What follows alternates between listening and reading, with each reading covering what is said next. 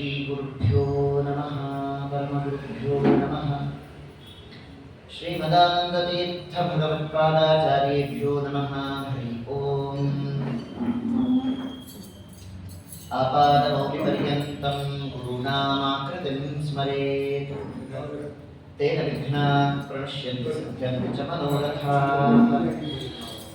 ಮುಕೋಪಿ ಯತ್ಪ್ರಸಾದೇನ ಮುಕುಂದಶಯನಾಯತೆ ರಾಜರಾಜಾಯತೆ ರಿಕ್ತೋ ರಾಘವೇಂದ್ರಂ ತಮಾಶ್ರಯೇ ಈರಹಂ ಶುಕವತ್ ಸಮ್ಯಕ್ ಶಿಕ್ಷಿತೋಸ್ಮಿ ಕೃಪಾಲುಭಿಃ ಶ್ರೀಮದ್ವಿಶ್ವೇಶತೀರ್ಥಾರ್ಯಾನ್ ವಂದೇ ವಿದ್ಯಾಗುರುನ್ ಮಮ ಸ್ವಸ್ತ್ಯಸ್ತು ಸತಾಂ ಅಶೇಷ ಸನ್ಮಂಗಲಾನಿ ಭವಂತು. ಶ್ರೀಮನ್ ಮಹಾಭಾರತದಲ್ಲಿ ವಿದುರರ ಪಾತ್ರ ಪರಿಚಯವನ್ನ ನಾವು ಮಾಡಿಕೊಡ್ತಾ ಇದ್ದೇವೆ. ನಿನ್ನೆ ದಿವಸ ವಿದುರರ ವ್ಯಕ್ತಿತ್ವದ ವಿಚಾರವನ್ನು ಕಿಂಚಿತ್ತು ತಿಳಿದಿದ್ದೇವೆ. ಯಾವ ರೀತಿಯಾಗಿ ಧೃತರಾಷ್ಟ್ರ ಮಹಾರಾಜನಿಗೆ ಒಳಗೂ ಹೊರಗೂ ಅವರೇ ಕಣ್ಣಾಗಿ ತಾವು ಆಪ್ತ ಸಹಾಯಕರಾಗಿ ಸೇವಕರಾಗಿ ಸೇವೆಯನ್ನು ಸಲ್ಲಿಸಿದ್ರು ಅನ್ನೋದನ್ನ ಕಂಡಿದ್ದೇವೆ. ವಿದುರರ ವ್ಯಕ್ತಿತ್ವದ ಬಗ್ಗೆ ಅನೇಕ ವಿಚಾರಗಳನ್ನು ಮಹಾಭಾರತ ತಿಳಿಸಿಕೊಟ್ಟಿದೆ. ಒಂದು ದಿವಸ ಧೃತರಾಷ್ಟ್ರ ಮಹಾರಾಜ ಬಹಳ ಕಂಗೆಟ್ಟಿದ್ದಾನೆ. ಆ ಸಂದರ್ಭದಲ್ಲಿ ವಿದುರರನ್ನ ಕಾಣಬೇಕು ಅಂತ ತನ್ನ ಭೃತ್ಯನಿಗೆ ಆದೇಶ ಮಾಡಿದ. ವಿದುರರು ತಕ್ಷಣ ಹೊರಟು ಬಂದರು ಧೃತರಾಷ್ಟ್ರನನ್ನ ಭೇಟಿಯಾಗಬೇಕು ಅಂತ ಹೇಳಿ. ಆಗ ಧೃತರಾಷ್ಟ್ರರು ವಿದುರರಿಗೆ ಹೇಳ್ತಾರೆ, ಈಗಷ್ಟೇ ಸಂಜಯ ಬಂದಿದ್ನಪ್ಪ, ಬಹಳ ನಿಂದನೆಯ ಮಾತುಗಳನ್ನು ಆಡಿಬಿಟ್ಟ ಸಂಜಯ ನನ್ನ ಮೇಲೆ ಅಂತ ಧೃತರಾಷ್ಟ್ರ ಮಹಾರಾಜರು ಹೇಳ್ತಾರೆ. ಧರ್ಮರಾಜಾದಿಗಳು ಏನೇನು ಹೇಳಿದ್ರಲ್ಲ ಅದೆಲ್ಲ ಬಂದು ನನ್ನ ಮುಂದೆ ಅನುವಾದ ಮಾಡಿದ. ಅವನ ವಚನಗಳು ತುಂಬಾ ಕಠೋರವಾಗಿತ್ತು. ಕುಠಾರಿಯಂತೆ ನನ್ನ ದೇಹವನ್ನೆಲ್ಲ ಛೇದನ ಮಾಡುವಷ್ಟು ಕಠಿಣವಾಗಿತ್ತು ಸಂಜಯನ ಮಾತುಗಳು ಅಂತ ಧೃತರಾಷ್ಟ್ರ ಹೇಳಬೇಕು. ನನಗೆ ನಿದ್ದೆ ಬರದಿರೋ ರೀತಿ ಆಗಿದೆ, ಮತ್ತೆ ನನ್ನ ಮನಸ್ಸೆಲ್ಲ ಬೆಂದೋಗಿದೆ. ನನಗೆ ಹಿತವಚನ ಬೇಕಾಗಿದೆ. ಆದ್ದರಿಂದ ನೀನು ನನಗೆ ಸಂತೋಷಪಡಿಸುವಂತಹ, ಸಮಾಧಾನ ತರುವಂತಹ ಮಾತುಗಳನ್ನು ಆಡ್ತಕ್ಕಂಥದ್ರಲ್ಲಿ ಕುಶಲನಾಗಿರ್ತಕ್ಕಂಥವನು. ಆದ್ದರಿಂದ ನನಗೆ ನಿನ್ನ ಹಿತವಚನ ಬೇಕಾಗಿದೆ ಅಂತ ಧೃತರಾಷ್ಟ್ರ ಮಹಾರಾಜ ವಿದುರರನ್ನು ಕೇಳಿದ್ರು. ವಿದುರರು ನಗ್ಬಿಟ್ಟು ಹೇಳ್ತಾ ಇದ್ದಾರೆ, ಅಲ್ಲ ನಿನಗೆ ನಿದ್ದೆ ಬರದೇ ಇರೋದಕ್ಕೆ ಕಾರಣ ಏನು? ಸಾಮಾನ್ಯವಾಗಿ ನಿದ್ದೆ ಬರೋದಕ್ಕೆ ಏನ್ ಕಾರಣ ಗೊತ್ತಾ? ಯಾರು ನಿದ್ದೆ ಬರೋದಿಲ್ಲ? ಬಲವಂತರೊಡನೆ ಹಗೆ ಸಾಧಿಸುವವನಿಗೆ, ಬಲಹೀನನಿಗೆ ನಿದ್ದೆ ಬರೋದಿಲ್ಲ. ತನ್ನ ಎಲ್ಲ ಸೊತ್ತನ್ನ ಕಳೆದುಕೊಂಡವನಿಗೆ ನಿದ್ದೆ ಬರೋದಿಲ್ಲ. ಕಳ್ಳನಿಗೆ, ದುಷ್ಕಾಮಿಗೆ ನಿದ್ದೆ ಬರೋದಿಲ್ಲ. ನೀನ್ ನಿದ್ದೆ ಬರೋದಕ್ಕೆ ನೋಡಿ, ನಿದ್ದೆ ಬರದೇ ಇರೋದಕ್ಕೆ ಇವತ್ತು ಯಾವ ಕಾರಣ ಅಂತ ಕೇಳ್ತಾ ಇದ್ದಾರೆ ವಿದುರರು. ಇನ್ನೊಮ್ಮೆ ಹೇಳ್ತೀನಿ, ನಮಗೂ ಏನಾದ್ರು ನಿದ್ದೆ ಬರಲಿಲ್ಲ ಅಂದ್ರೆ ಇದ್ರಲ್ಲಿ ಯಾವ್ದೋ ಒಂದು ಕಾರಣ ಇರುತ್ತೆ ಅಂತ ಅರ್ಥ. ಮೊದಲನೇದು ಯಾವುದು? ಬಲವಂತರೊಡನೆ ದ್ವೇಷ ಕಟ್ಟಿಕೊಂಡ್ರೆ, ಬಲಹೀನರಾದ್ರೆ ನಿದ್ದೆ ಬರೋದಿಲ್ಲ. ಎಲ್ಲ ಸ್ವತ್ತನ್ನ ಕಳೆದುಕೊಂಡ್ರೆ ನಿದ್ದೆ ಬರೋದಿಲ್ಲ. ಕಳ್ಳರು ನಿದ್ದೆ ಮಾಡೋ ಹಾಗಿಲ್ಲ. ಕಳ್ಳರು ನಿದ್ದೆ ಮಾಡಿದ್ರೆ ಕಳ್ತನ ಮಾಡೋದು ಯಾವಾಗ? ಅವನು ನಿದ್ದೆ ಬರೋದಿಲ್ಲ. ಮತ್ತಷ್ಟೇ ಅಲ್ಲ, ಕಾಮಾತುರನಾಗಿರ್ತಕ್ಕಂಥವನಿಗೆ, ದುಷ್ಕಾಮಿಗೆ ನಿದ್ದೆ ಬರೋದಿಲ್ಲ. ಕಾಮಾತುರಾಣಂ ನ ನಿದ್ರ ನ ಭಯಂ ಅಂತ. ಆದ್ರಿಂದ ಈ ದೋಷಗಳಲ್ಲಿ ನಿನಗೆ ನಿದ್ದೆ ಬರದೇ ಇರೋದಕ್ಕೆ ಯಾವುದು ಕಾರಣ ಅಂತ ವಿದುರರು ಕೇಳ್ತಾ ಇದ್ದಾರೆ. ಎಂಥ ಮೇಧಾವಿ ನೋಡಿ. ಧೃತರಾಷ್ಟ್ರ ಹೇಳ್ತಾ ಇದ್ದಾರೆ, ನಿನಗೆ ಗೊತ್ತಿಲ್ಲದೆ ಇರೋದು ಏನಪ್ಪಾ, ನನ್ನ ಪರಿಸ್ಥಿತಿ ಹೀಗಾಗಿದೆ. ನನ್ನ ಮಕ್ಕಳು ಬಲವಂತರೊಡನೆ ಹಗೆ ಮಾಡಿದ್ದಾರೆ, ಅದಕ್ಕೆ ತಕ್ಕ ಪ್ರತಿಫಲವನ್ನೇ ಈಗ ಯುದ್ಧದಲ್ಲಿ ಉಣ್ತಾ ಇದ್ದಾರೆ ಅಂತ ಹೇಳಬೇಕು. ಅಲ್ವಾ? ಉದ್ಯೋಗ ಪರ್ವದಲ್ಲೇ ಬರ್ತಕ್ಕಂಥ ಮಾತು, ಇದು ಯುದ್ಧ ನಡೆದಿಲ್ಲ, ಸನ್ನಿಹಿತವಾಗಿದೆ ಅಂತ ಅರ್ಥ. ಆಗ ವಿದುರು ಬಹಳ ಚೆನ್ನಾಗಿ ಹೇಳ್ತಾರೆ, ನೋಡಪ್ಪ, ಒಂದು ವೃಕ್ಷ ಅಂತ ಇಟ್ಕೋ, ಅಶ್ವತ್ಥ ವೃಕ್ಷ. ಆ ಅಶ್ವತ್ಥ ವೃಕ್ಷದ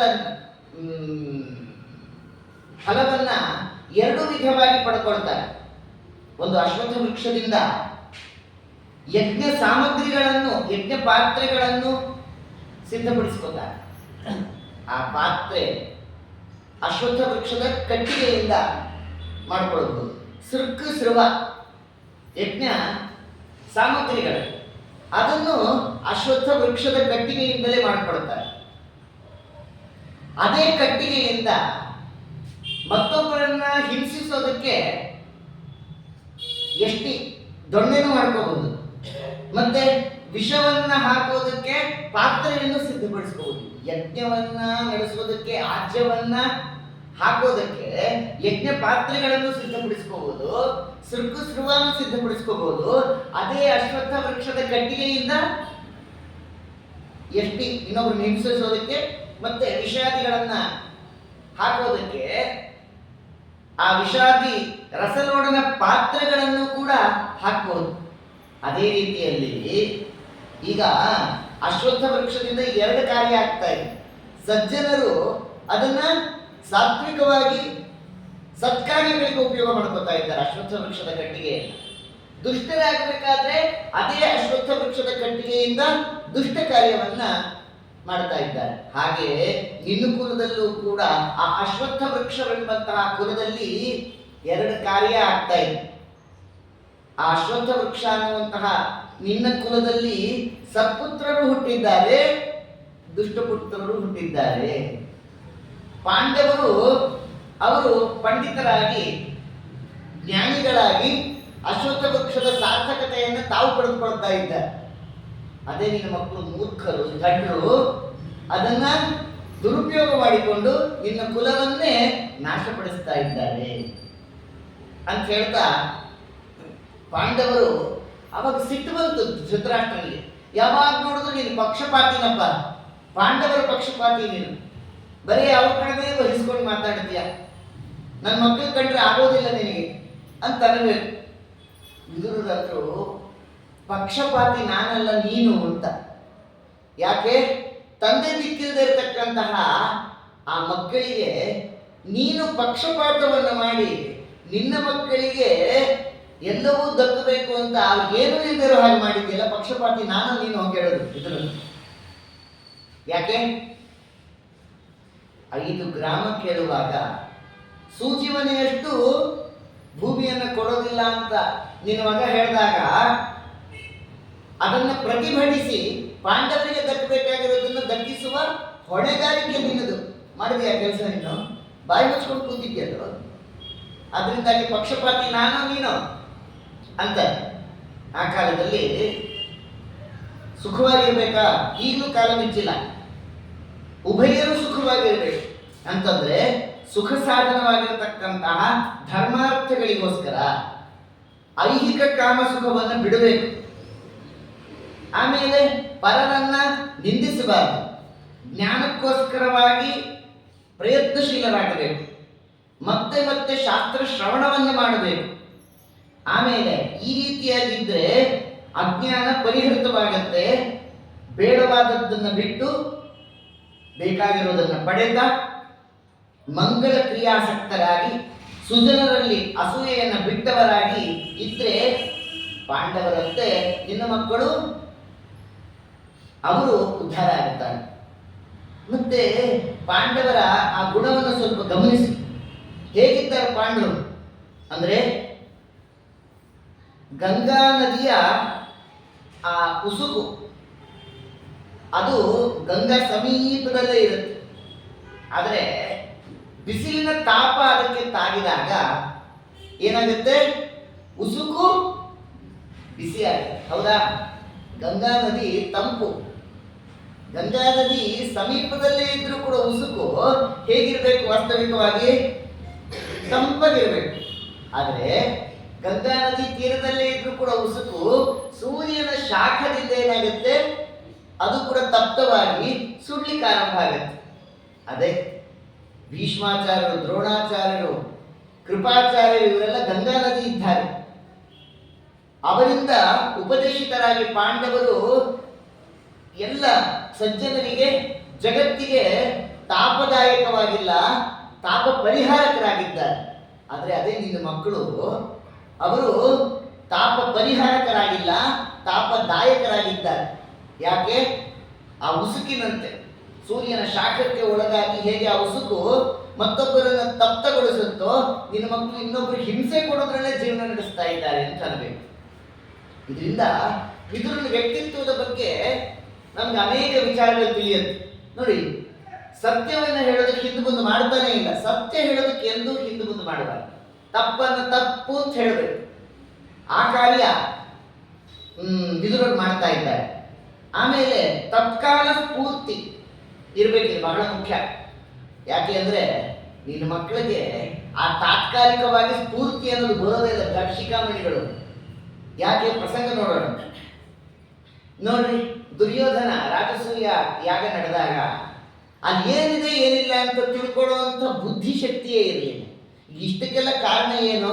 ದ್ರೌಪದಿ ಆ ರಾಜಸೂಯ ಯಾಗದಲ್ಲಿ ದುರ್ಯೋಧನ ಮಾಡಿದಂಥ ಅವಾಂತರಕ್ಕೆ ನಕ್ಕಾಗ ತಾನೇ ಇಷ್ಟೆಲ್ಲ ಆದದ್ದು ಇವಾಗ. ಆದರೆ ನಿನ್ನ ಮಗ ಸ್ವಲ್ಪ ಬುದ್ಧಿವಂತರಾಗಿದ್ದಿದ್ರೆ ಈ ಪ್ರಸಂಗ ಬರ್ತಿರ್ಲಿಲ್ಲ. ಯೋಚನೆ ಮಾಡಿ ಸ್ವಲ್ಪ. ಎಲ್ಲಿ ನೀರಿಲ್ವೋ ಅಲ್ಲೆಲ್ಲ ನೀರಿದೆ ಅಂತ ಪಂಚೆ ಎತ್ಕೊಂಡು ಓಡಾಟ, ಎಲ್ಲಿ ನೀರಿತ್ತೋ ಅಲ್ಲಿ ಸಾಮಾನ್ಯ ನೆಲ ಅಂತ ಅಂದ್ಕೊಂಡು ನೀರಲ್ಲಿ ಬಿದ್ದು ಅವಮಾನಿತನಾದ. ಸಮಯ ಸ್ಫೂರ್ತಿನೇ ಇಲ್ಲ, ಎಲ್ಲಿ ಏನಿದೆ ಏನಿಲ್ಲ ಅಂತ ತಿಳ್ಕೊಳ್ಳೋ ವಿವೇಚನೆ ಇಲ್ಲ ನಿನ್ನ ಮಗನಿಗೆ. ದಡ್ಡ. ಅದರಿಂದ ಈ ಪರಿಸ್ಥಿತಿ ಬಂದು ಹೋಗಿದೆ. ವಿಚಿತ್ರವಾದಂತಹ ಈ ಒಂದು ಸಂದರ್ಭವನ್ನ ಎದುರಿಸಬೇಕಾಗಿದೆ. ಅದರಿಂದ ಪರಸ್ಪರ ಈ ಕೌರವರಲ್ಲಿ ಪಾಂಡವರಿಗೆ ಬಿರುಸು ಉಂಟಾಗಿದೆ ಅಂತ ಅನ್ನಬೇಕು. ಆಮೇಲೆ ಈಗ ಪಾಂಡವರ ಗುಣಗಳನ್ನೆಲ್ಲ ನಾವು ಹೇಳ್ತಾ ಇದ್ದೇವೆ. ಅಂತಹ ಮಹಾನುಭಾವರು ಪಾಂಡವರು. ದಯಾ ಧರ್ಮ ಸತ್ಯ ಪರನಾಗಿ ಧರ್ಮರಾಜ ಇದ್ದಾನೆ. ಯಾಕೆ ಗೊತ್ತಾ? ಕೇವಲ ದಯಾ ಧರ್ಮ ಸತ್ಯಪರ, ಇದು ತುಂಬಾ ಚೆನ್ನಾಗಿದೆ ಮಾತು. ಧರ್ಮರಾಜ ಕೇವಲ ಸತ್ಯ ಧರ್ಮ ಪರನಾಗಿರೋದು ಅಷ್ಟೇ ಅಲ್ಲ, ದಯಾಪರನೂ ಆಗಿದ್ದಾನೆ. ಯಾಕೆ? ನಿನ್ನ ಮಕ್ಕಳು ಮೊದಲಿಂದನೂ ಪಾಂಡವರನ್ನ ಕೊಲ್ಲಬೇಕು ಅಂತಾನೆ ಉದ್ಯುಕ್ತರಾಗಿದ್ದಾರೆ. ಇಷ್ಟೆಲ್ಲ ಅಪರಾಧ ಮಾಡಿದ್ರು ಅದನ್ನು ಸಹಿಸಿಕೊಳ್ಳುವಂತಹ ದಯೆ ಧರ್ಮರಾಜನಲ್ಲಿದೆ. ಇಷ್ಟು ಅಪಚಾರ ಮಾಡಿದ್ರು ಕೂಡ ಪ್ರತಿಯಾಗಿ ಧರ್ಮರಾಜ ಎಂದೂ ಕೂಡ ತಾನು ವಿರೋಧ ಮಾಡಿಲ್ಲ, ಪ್ರತಿಯಾಗಿ ನಡೆದುಕೊಂಡಿಲ್ಲ. ಇನ್ನು ದಯಾಶೀಲನಾಗಿ ಇದ್ದಾನೆ. ಅದಕ್ಕೆ ನಿನ್ನ ಮಕ್ಕಳು ಉಳ್ಕೊಂಡಿದ್ದಾರೆ ಅನ್ಬೇಕು ವಿದುರರು. ಯಾಕೆ? ನಿನ್ನ ಆಗಿರ್ತಕ್ಕಂತಹ, ನಿನ್ನ ಮಕ್ಕಳಿಂದ ಆಗಿರ್ತಕ್ಕಂಥ ಎಲ್ಲಾ ಕ್ಲೇಶಗಳನ್ನು ಇನ್ನೂ ಸಹಿಸಿಕೊಳ್ತಾ ಇದ್ದಾರೆ. ಆದ್ರೆ ನೀನು ಹಂಗ ಮಾಡಿದ. ನಿನ್ನ ಭಯಕ್ಕೆ ನಿನ್ನ ನಿದ್ರೆ ಬಗ್ಗೆ ಇರೋ ಕಾರಣ ಏನು ಗೊತ್ತಾ? ನಿನ್ನ ಮಗ ದುರ್ಯೋಧನ, ದುಶ್ಯಾಸನ, ಇನ್ನು ಉಳಿದಂತೆ ಕರ್ಣ, ಶಕುನಿಗಳು ಮಾಡ್ತಕ್ಕಂತಹ ಕುತಂತ್ರಗಳಿಗೆ ನೀನು ಕೂಡ ವಶನಾಗಿದ್ದಿ. ನಿನಗೆ ಧರ್ಮದ ಭೀತಿ ಇಲ್ಲ ನಿನಗೆ.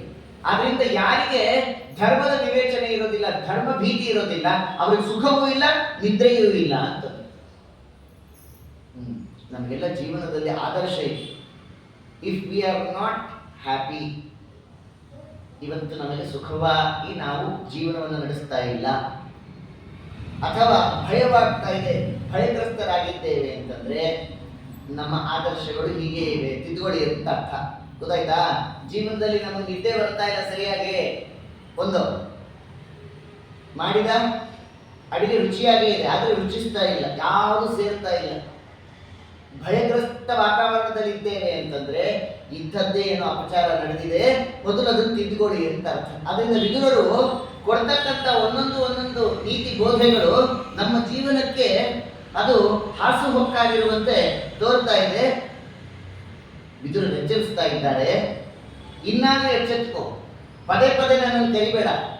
ಯಾಕಂದ್ರೆ ಈಗಾಗಲೇ ಅನೇಕ ಬಾರಿ ನಾನು ಉಪದೇಶ ಮಾಡಿದ್ದೀನಿ, ಅದೆಲ್ಲ ವ್ಯರ್ಥ ಅಂತ ಆಗುತ್ತೆ.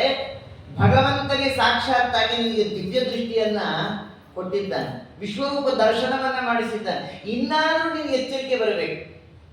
ಆದ್ರಿಂದ ಪುರುಷಾರ್ಥ ಭಾಜನನಾಗಬೇಕು. ಪ್ರಶಸ್ತ ಕರ್ಮಗಳನ್ನು ಮಾಡತಕ್ಕಂಥವನಾಗುತ್ರಿ. ಇಷ್ಟೆಲ್ಲ ಹೇಳಿ ಕಡೆಗೆ ಒಂದು ಮಾತು ಹೇಳ್ತಾನೆ, ನೋಡಪ್ಪ, ನಿನ್ನ ಮಕ್ಕಳು ಅವ್ರು ಹೇಗಿದ್ದಾರೆ ಅಂತಂದ್ರೆ ಧಡ್ರಿಗಿರ್ಬೇಕಾಗಿರ್ತಕ್ಕಂಥ ಎಲ್ಲಾ ಲಕ್ಷಣಗಳು ನಿನ್ನ ಮಕ್ಕಳಲ್ಲಿ ಅಂತ. ಧಡ್ರಿಗೆ ಇರಬೇಕಾಗಿರ್ತಕ್ಕಂಥ ಎಲ್ಲಾ ಲಕ್ಷಣಗಳು ನಿನ್ನ ಮಕ್ಕಳಲ್ಲಿ. ಏನು? ಯಾರು ಕರೆಯೋದೇ ಬೇಡ, ಕರಿದೇ ಇದ್ರೂ ಕೂಡ ಅವೆಲ್ಲ ಕಡೆ ಹೋಗ್ತಾರೆ. ಗೊತ್ತಾಯ್ತಾ? ಧಡ್ರ ಲಕ್ಷಣ ಹೇಳ್ತಾನೆ, ನನ್ ಬೈಕೋಬೇಡಿ, ಕರಿದೇ ಹೋಗ್ಬಾರ್ದು, ಕರೆದ್ರೆ ಮಾತ್ರ ಹೋಗ್ಬೇಕು. ಆಯ್ತಾ? ಕರಿಯಲ್ಪಡದೆ ಹೋಗ್ತಕ್ಕಂಥವನು ಮೂಢ ಅಂತ ಕಲಿಸ್ಕೊತಾನೆ, ದಡ್ಡ ಅಂತ ಕಲಿಸ್ಕೊತಾನೆ. ಆಯ್ತಾ? ಆಮೇಲೆ ಮಾತಾಡೋದ್ರೆ ಮಾತ್ರ ಮಾತಾಡಬೇಕು, ಸುಮ್ಮನೆ ಮಧ್ಯದಲ್ಲಿ ಬಾಯಿ ಹಾಕಬಾರ್ದು. ಏನು ವಿಚಾರ ಇರದೆ ಯಾರೋ ಇಬ್ರು ಮಾತಾಡ್ತಿರ್ಬೇಕಾದ್ರೆ ಏನಂತೆ ಅಂತ ಮಧ್ಯದಲ್ಲಿ ಹೋಗ್ಬಾರ್ದು, ದಡ್ರ ಲಕ್ಷಣ. ಆಯ್ತಾ? ಆಮೇಲೆ ಸುಳ್ಳು ಹೇಳಿದ್ರು ಸುಳ್ಳು ಯಾವುದು ನಿಜ ಯಾವುದು ಅಂತ ತಿಳಿದೇ ಇರ್ತಕ್ಕಂಥವನು ದಡ್ಡ. ಆಮೇಲೆ ತನ್ನಲ್ಲಿರ್ತಕ್ಕಂಥ ದೋಷಗಳನ್ನ ಎಣಿಸದೆ ಪರರಲ್ಲಿರ್ತಕ್ಕಂಥ ದೋಷವನ್ನ ಮಾತ್ರ ಎಣಿಸ್ತಕ್ಕಂಥವ್ನು ಶತದಡ್ಡ ಅಂದ್ಬಿಟ್ರು. ಇದು ಮೋಸ್ಟ್ ಇಂಪಾರ್ಟೆಂಟ್. ಏನದು? ತನ್ನಲ್ಲೇ ಎಷ್ಟಿದೆ ದೋಷ ಅಂದ್ರೆ ಹೇಳ್ತೀರ್ದು ಅಷ್ಟು ರಾಶಿ ರಾಶಿ ಇದೆ ದೋಷ. ಅದನ್ನು ಬಿಟ್ಟು ಇನ್ನೊಬ್ಬರು ದೋಷಗಳನ್ನ ಎಣಿಸ್ತಾ ಕೂತ್ಕೊಂಡ್ರೆ ಇವನಂತ ಶತದಡ್ಡ ಇನ್ನೊಬ್ಬ ಇಲ್ಲ ಅಂದ್ರೆ ವಿದುರರು. ಆಮೇಲೆ ಏನು ಕೆಲಸ ಮಾಡ್ತಾ ಇಲ್ಲ. ಆಯ್ತಾ? ಕ್ರಿಯಾಶೀಲನೇ ಅಲ್ಲ, ಸುಮ್ಮನೆ ಕೂತು ಬಿಡೋದು. ಆದ್ರೆ ಮನಸ್ಸಿನಲ್ಲಿ ಮಾತ್ರ ಮಂಡಿಗೆ ತಿನ್ನುವ ಬಯಕೆ. ಹೇಳಿದ ಅರ್ಥ ಆಯ್ತಾ? ಕ್ರಿಯಾಶೀಲನಾಗಬೇಕು, ಪ್ರಯತ್ನ ಪಡ್ರಿ, ದುಡಿರಿ, ಕಷ್ಟಪಡ್ರಿ, ಏನಿಲ್ಲ, ಕೂತು ತಿನ್ನಬೇಕು, ಎಲ್ಲಾ ಲಾಭ ಪಡಿಬೇಕು ಅನ್ನೋದಕ್ಕಿಂತ ದಡ್ಡರು ಇನ್ನೊಬ್ಬರಿಲ್ಲ. ಅದರಿಂದ ಕ್ರಿಯಾಶೀಲವಾಗಿರ್ಬೇಕು ನಮ್ಮ ಬದುಕು. ಕಷ್ಟಪಡ್ರಿ, ದುಡಿರಿ, ದೇವರೇನು ಕೊಡ್ತಾನೋ ಅದ್ರಲ್ಲಿ ಸಂತೃಪ್ತರಾಗಿರಿ. ಪರದಾರ ರಥ, ಮತ್ತೊಬ್ಬರ ಪತ್ನಿಯನ್ನ ಸ್ತ್ರೀಯರನ್ನ ಅಪೇಕ್ಷಿಸ್ತಕ್ಕಂಥವನು, ಲೋಭಿಯಾಗಿರ್ತಕ್ಕಂಥವನು ದಡ್ಡರು. ಈಗ ಇಷ್ಟೆಲ್ಲಾ ಗುಣಗಳು ನಿನ್ನ ಮಕ್ಕಳಲ್ಲಿದೆ ಅಂದ್ರು ವಿದುರು. ನೋಡಿ, ಒಂದೊಂದೇ ಯೋಚನೆ ಮಾಡಿ. ಕರಿಯದೆ ಹೋಗ್ತಕ್ಕಂಥವ್ರು ಎಲ್ಲಿ ಹೋಗಿದ್ದಾರೆ? ಕರಿಯದೆ ಹೋಗೋದು ಅಂತಂದ್ರೆ ನೋಡಿ, ಆ ರಾಜಸೂಯ ಯಾಗದಲ್ಲಿ ದುರ್ಯೋಧನನ್ನ ಖಜಾಂಚಿ ಮಾಡಿದ್ದ ನಮ್ಮ ದೇವರು. ಆಯ್ತಾ?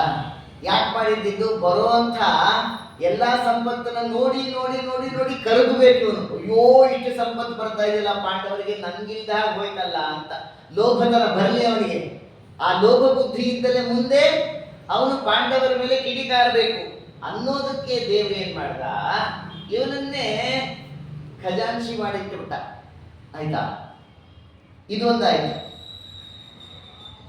ಆಮೇಲೆ ಕಪಟಗಳನ್ನು ನಂತಕ್ಕಂಥದ್ದು, ತನ್ನಲ್ಲಿರ್ತಕ್ಕಂಥ ದೋಷಗಳು ಎಷ್ಟಿದೆ ಅದನ್ನು ಯಾವುದು ಎಣಿಸದೆ ಇನ್ನೊಬ್ಬರ ದೋಷಗಳನ್ನು ಎಣಿಸ್ತಕ್ಕಂಥ ಎಲ್ಲಾ ಗುಣಗಳು ಕೂಡ ಅವರಲ್ಲಿದೆ ಅಂತ ಹೇಳಿ ಹೇಳ್ತಾ ಇನ್ನೊಂದು ವಿಚಾರ ಹೇಳ್ತಾರೆ. ಪ್ರವೃತ್ತಿ ಕರ್ಮ ಮತ್ತು ನಿವೃತ್ತಿ ಕರ್ಮ. ಆ ಪ್ರವೃತ್ತಿ ಕರ್ಮ ಅಂದ್ರೆ ಒಂದರಲ್ಲಿ ನಾವು ಪ್ರವೃತ್ತರಾಗ್ತಕ್ಕಂಥದ್ದು. ನಿವೃತ್ತಿ ಅಂತಂದ್ರೆ ಒಂದು ವಿಚಾರವನ್ನ ಬಿಡ್ತಕ್ಕಂಥದ್ದು, ಒಂದು ಕರ್ಮವನ್ನ ಬಿಡ್ತಕ್ಕಂಥದ್ದು. ಇದು ವಿವೇಕದಿಂದ ನಡೆಸಬೇಕು. ನಮ್ಮ ಜೀವನ ಹೇಗಾಗಿದೆ ಅಂದ್ರೆ ಯಾವುದರಲ್ಲಿ ಪ್ರವೃತ್ತಿಯೋ ಅದರಲ್ಲಿ ನಿವೃತ್ತಿ, ಯಾವುದರಲ್ಲಿ ನಿವೃತ್ತಿಯೋ ಅದರಲ್ಲಿ ಪ್ರವೃತ್ತಿ. ಇದು ನಮ್ಮ ಜೀವನ. ಎಲ್ಲಿ ಪ್ರವೃತ್ತಿ ಮಾಡಬೇಕು ಅಲ್ಲಿ ನಿವೃತ್ತಿ, ಎಲ್ಲಿ ನಿವೃತ್ತಿ ಪಡಬೇಕು ಅಲ್ಲಿ ಪ್ರವೃತ್ತಿ. ಆದ್ರಿಂದ ಇನ್ನು ಹೇಗೆ ನೀನು ಸುಖವಾಗಿರ್ಲಿಕ್ಕೆ ಸಾಧ್ಯನಪ್ಪ ಅಂತ ವಿದುರರು ಬಹಳ ಚೆನ್ನಾಗಿ ಅದನ್ನ ಎಚ್ಚರಿಸ್ತಾರೆ. ವಿದುರರ ಆ ಗುಣಗಳನ್ನೆಲ್ಲ ಸ್ತುತಿಸ್ತಾ ವಿಜಯದಾಸರು ದೇವರ ನಾಮ ರಚನೆ ಮಾಡ್ಯಾರ. ಅವರಂತಾರೆ, ಮುಗಿತಗ್ಗುವುದು ಮುಂದುವರಿಯದಲೆ ಮರುಳಾದೆ, ಹಿಗ್ಗದಿರು ಹಿಗ್ಗದಿರು ಮನುಜ ಪಶುವೇ, ಹಿಗ್ಗದಿರು ಹಿಗ್ಗದಿರು ಮನುಜ ಪಶುವೇ, ಮುಗಿತಗ್ಗುವುದು ಮುಂದರಿಯದರೆ ಮರುಳಾದೆ, ಹಿಗ್ಗದಿರು ಹಿಗ್ಗದಿರು ಮನುಜ ಪಶುವೇ. ಹಿಗ್ಗದಿರು ಹಿಗ್ಗದಿರು ಮನುಜ ಪಶುವೇ ಅಂತಾರೆ. ನಾನು ಬಿಟ್ಟಿಲ್ಲ ಅಂತ ಮೆರಿಬೇಡ್ರಪ್ಪ. ಯಾಕೆ ಅಂದ್ರೆ ಮುಕ್ಕಿ ತಗ್ಗುವುದು ತುಂಬಾ ಚೆನ್ನಾಗಿದೆ ಆ ಶಬ್ದ. ಒಂದಲ್ಲ ಒಂದು ದಿವಸ ಒಂದಲ್ಲ ಒಂದು ದಿವಸ ಈ ದೇಹ ತಗ್ಗಲೇಬೇಕು. ಅಂದ್ರೆ ಭೂಮಿಗೆ ಇದು ಸೇರ್ಲೇಬೇಕು, ತಗ್ಗಲೇಬೇಕು. ನೀ ಯಾವತ್ತೂ ತಗ್ಗಲ್ಲ. ಅದು ಹೀಗೆ ಎತ್ಕೊಂಡಿದ್ರೂ ಕೂಡ ಒಂದಲ್ಲ ಒಂದು ದಿವಸ ತಲೆ ತಗ್ಗಲೇಬೇಕು, ನೆಲ ಕಚ್ಚಲೇಬೇಕು. ಆದ್ರಿಂದಾಗಿ ಮುಗ್ಗಿ ತಗ್ಗುವುದು, ಮುಂದರಿಯದಲೇ ಮರುಳಾದೆ. ಇದು ನೀನು ಮೊದಲೇ ತಿಳ್ಕೊಳ್ಳಿಲ್ಲ, ನಾನು ಬಿಟ್ಟಿಲ್ಲ ಅಂತ ತಲೆ ಎತ್ತಿ ಮೆರಿಬೇಡ, ತಲೆ ತಗ್ಗಿಸಿ ಬದುಕೋದನ್ನ ಕಲಿ ಅಂತ ವಿಜಯದಾಸರು ಎಚ್ಚರಿಸ್ತಾರೆ. ತುಂಬಾ ಚೆನ್ನಾಗಿ ನಿದರ್ಶನಗಳನ್ನ ಕೊಡ್ತಾರೆ. ಆಯುಧಲಿ ದ್ರೋಣ ಸುತ ಕೃಪ ವಿಭೀಷಣನೇನು, ಶ್ರೇಯದಲ್ಲಿ ದಶರಥ ನಹುಷನೇನೋ. ಆಯುಧಲಿ ದ್ರೋಣ ಸುತ ಕೃಪ ವಿಭೀಷಣನೇನೋ, ಶ್ರೇಯದಲ್ಲಿ ದಶರಥ ನಹುಷನೇನೋ. ಈ ಯುದ್ಧಕ್ಕೆ ಮಯಾರ ಧ್ವಜ ಶಿಬಿ ಬಲಿಯೇನೋ, ಮಾಯ ಬಿಡುವಲ್ಲಿ ಜಡ ಭರತನೇನೋ. ಹಿಗ್ಗದಿರು ಹಿಗ್ಗದಿರು ಮನುಜ ಪಶುವೇ.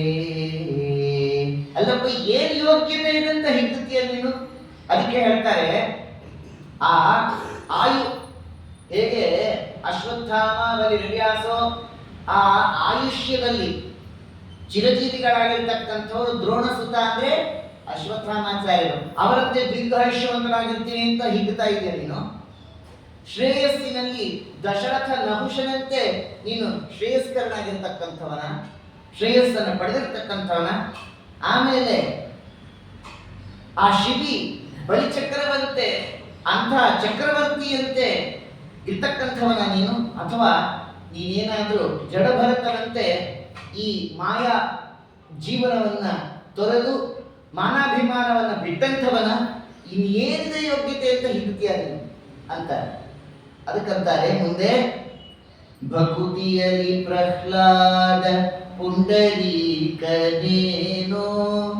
ಭಕುತಿಯಲಿ ಅಗಸ್ತ್ಯ ಬಕನೀನೇನೋ, ಉಕುತಿಯಲಿ ಸೂತ ಸಹದೇವ ಶೌನಕನೇನೋ, ಶಕುತಿಯಲಿ ವಾಲಿ ಯಮರಾಯ ನೀನೇನೋ. ಒಂದೊಂದೇ ಕೇಳ್ತಾರೆ, ನನ್ನಂತ ಭಕ್ತ ಇಲ್ಲ ಅನ್ನೋದಕ್ಕೆ ನೀನ್ ಪ್ರಹ್ಲಾದರಾಜನಂತ, ಪ್ರಹ್ಲಾದನಂತೆ ಪುಂಡರೀಕನಂತೆ ಭಕ್ತಿ ಮಾಡಿದ್ಯಾ ನೀನು? ಅಥವಾ ಅಗಸ್ತ್ಯನಂತೆ ಬಕನಂತೆ ಅಂಥ ತಪಸ್ವಿನ ನೀನು? ಅಥವಾ ನಿನ್ನ ಮಾತು ಎಂಥದ್ದು? ಸೂತಾಚಾರ್ಯರು ಸೂತ ಉವಾಚ ಅನ್ನುವಷ್ಟು ಪವಿತ್ರವಾದ ಮಾತೇನು? ಶೌನಕಾದಿ ಋಷಿಗಳೇ ನೀನು? ಸಹದೇವ ನಿಮಗೆ ಏನಿದೆ? ಏನಲ್ಲ.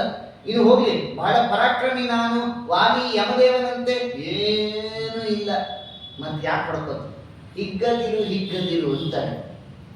ಮುಂದಂತಾರೆ, ಶುಕ ಜನಕ ಸನಕಾದಿಗಳೇನೋ, ಕರ್ಣ ನೀನೇನೋ, ಭೋಗ ಪಡುವಲ್ಲಿ ಮಹಾ ಭಾಗ ಇಂದ್ರನೇನೋ, ವೇಗದಲ್ಲಿ ಪುರುಷ ಮೃಗನು ನೀನೇನೋ. ಹೀಗೆ ಶುಕಜನಕ ಸನಕಾದಿಗಳೇನು? ಏನಲ್ಲ. ಕರ್ಣ ನೆನಪ ಹೋಗಿ ದಾನ ಕೊಡೋದ್ರಲ್ಲಿ ಶ್ರೇಷ್ಠ ಅನ್ನೋದಕ್ಕೆ ಏನಿಲ್ಲಪ್ಪ, ಕೂತಿನ ಅನ್ನೋದಕ್ಕೆ ನೀನೇನು ಸ್ವರ್ಗಾಧಿಪತಿ ಇಂದ್ರನೇನಪ್ಪ? ಏನು ಯೋಗ್ಯತೆ ಇಲ್ಲ.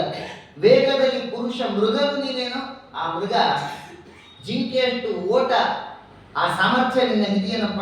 ಏನೂ ಇಲ್ಲ. ಮತ್ತೆ ಯಾಕಪ್ಪ ಹೀಗೆ ಅಂತ ಇಲ್ಲಿ ಪ್ರಶ್ನೆ ಮಾಡ್ತಾ ಇದ್ದಾರೆ. ಬಲದಲ್ಲಿ ಬಲರಾಮ ಶಲ್ಯ ಕೀಚಕನೇನು, ತಿಳುವಳಿಕೆಯಲಿ ವಿದುರ ಸಂಜಯನೇನೋ. ಅದಕ್ಕೆ ಈ ದೇವರ ನಾಮ ಯಾಕೆ ಹೇಳಿದ್ದು ಗೊತ್ತಾಯ್ತಾರೆ? ಏನ್ ಹೇಳ್ತಾರೆ? ಬಲದಲ್ಲಿ ಬಲರಾಮ ಶಲ್ಯ ಕೀಚಕನೇನು, ತಿಳುವಳಿಕೆಯಲಿ ವಿದುರ ಸಂಜಯನೇನೋ ಒಲಿದು ಪಾಡುವಲಿ ನಾರದ ತುಂಬುರನೇನೋ ಒಲಿದು ಪಾಡುವಲ್ಲಿ ನಾರದ ತುಂಬುರನೇನೋ ಛಲ ಮಾಡುವಲ್ಲಿ ಧ್ರುವರಾಯ ನೀನೇನೋ ಹಿಗ್ಗದಿರು ಹಿಗ್ಗದಿರು ಮಂಜ ಪಶುವೇ. ಅದಕ್ಕೆ ಹೇಳ್ತಾರೆ ಮಹಾಬಲಿಷ್ಠ ನಾನು ಅಂತೇನಂದ್ರು ದುರಹಂಕಾರ ನಿನಗೆ. ಬಲರಾಮ ದೇವರಿಗಿಂತ ಬಲ ಇದೆಯಾ ನಿನ್ನಲ್ಲಿ? ಶಲ್ಯ ಮಹಾರಾಜನಂತೆ ಬಲಿಷ್ಠ ನೀನು ಅಲ್ಲ. ಹೋಗಿ ಮಹಾ ಮೇಧಾವಿ ನಾನು ಅನ್ನುವಷ್ಟು ಮೇಧಾಶಕ್ತಿ ನನ್ನಲ್ಲಿದೆಯಾ? ವಿದುರನಂತೆ ಸಂಜಯನಂತೆ ಇಲ್ಲ. ಒಳ್ಳೆ ಚೆನ್ನಾಗಿ ಹಾಡ್ತೀನಿ ಅಂತ ನಿನಗೇನಾದ್ರೂ ಅಹಂಕಾರವ? ನಾರದರು ತುಂಬಕ್ಕಿಂತ ಚೆನ್ನಾಗಿ ಹಾಡ್ತೀಯ ನೀನು, ಏನಿಲ್ವಲ್ಲ. ಛಲ ಮಾಡಿ ದೇವರನ್ನು ಸಾಧಿಸಿಕೊಡ್ತೀನಿ ಎನ್ನುವಷ್ಟು ಅಹಂಕಾರ ಇದೆಯಾ? ಧ್ರುವರಾನ ನೀನು. ಹೀಗೆಲ್ಲ ಪ್ರಶ್ನೆ ಮಾಡ್ತಾರೆ. ಯಾವುದರಲ್ಲೂ ನಮಗೇನಿಲ್ಲ. ನಮ್ಮಂತಹ ವ್ರತನಿಷ್ಠರು, ನಮ್ಮಂತಹ ಆಚಾರವಂತರು, ನಮ್ಮಂತಹ ಮೇಧಾವಿಗಳು ಯಾರಿದ್ದಾರೆ ಅಂತ ಕೆಲವರಿಗೆಲ್ಲ ಆಗಾಗ ಈಗ ಅನಿಸೋದುಂಟು. ಅದಕ್ಕೆ ಕೇಳ್ತಾರೆ, ನಾವೇನು ವ್ರತ ಮಾಡ್ತೀವಿ? ವ್ರತದಲ್ಲಿ ಅಂಬರೀಷ ರುಕುಮಾಂಗದನೇನೋ,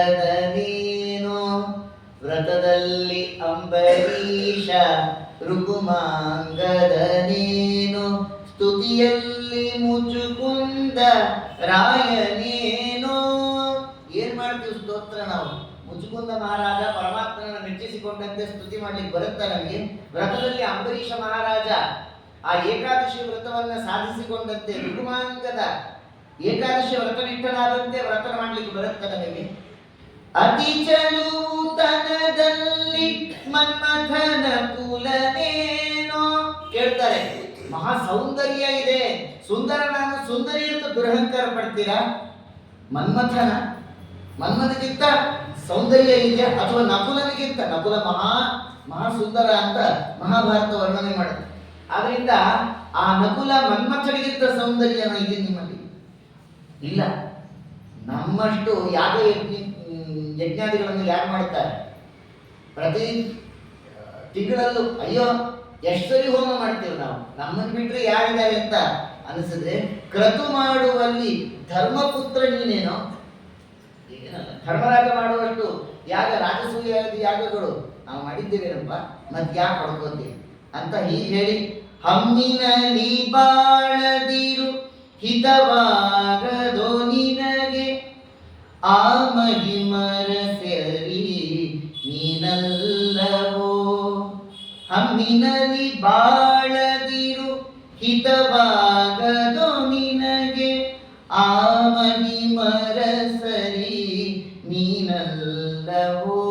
ಈ ಮಹಿಮರಿಗೆ ನೀನು ಸರಿ ಆಗ್ತೀನಪ್ಪ, ಅವ್ರಿಗೆ ಸರಿ ಸಮಾನನ ನಾವು, ಮತ್ತೆ ಯಾಕೆ ಹೊಡ್ಕೋತೀರ?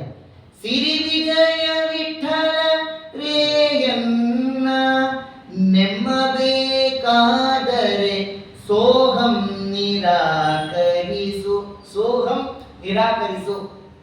ನಾನು ನಾನು ನಾನು ಅನ್ನೋದನ್ನು ಬಿಡ್ರಿ ಅಂತ. ಅದರಿಂದಾಗಿ ಪರಮಾತ್ಮನನ್ನ ಒಲಿಸಿಕೊಳ್ಳಬೇಕಾದ್ರೆ ನೀನು ಅನ್ನಬೇಕಂತ, ನಾನು ಅನ್ನೋದನ್ನು ಬಿಡಬೇಕಂತ.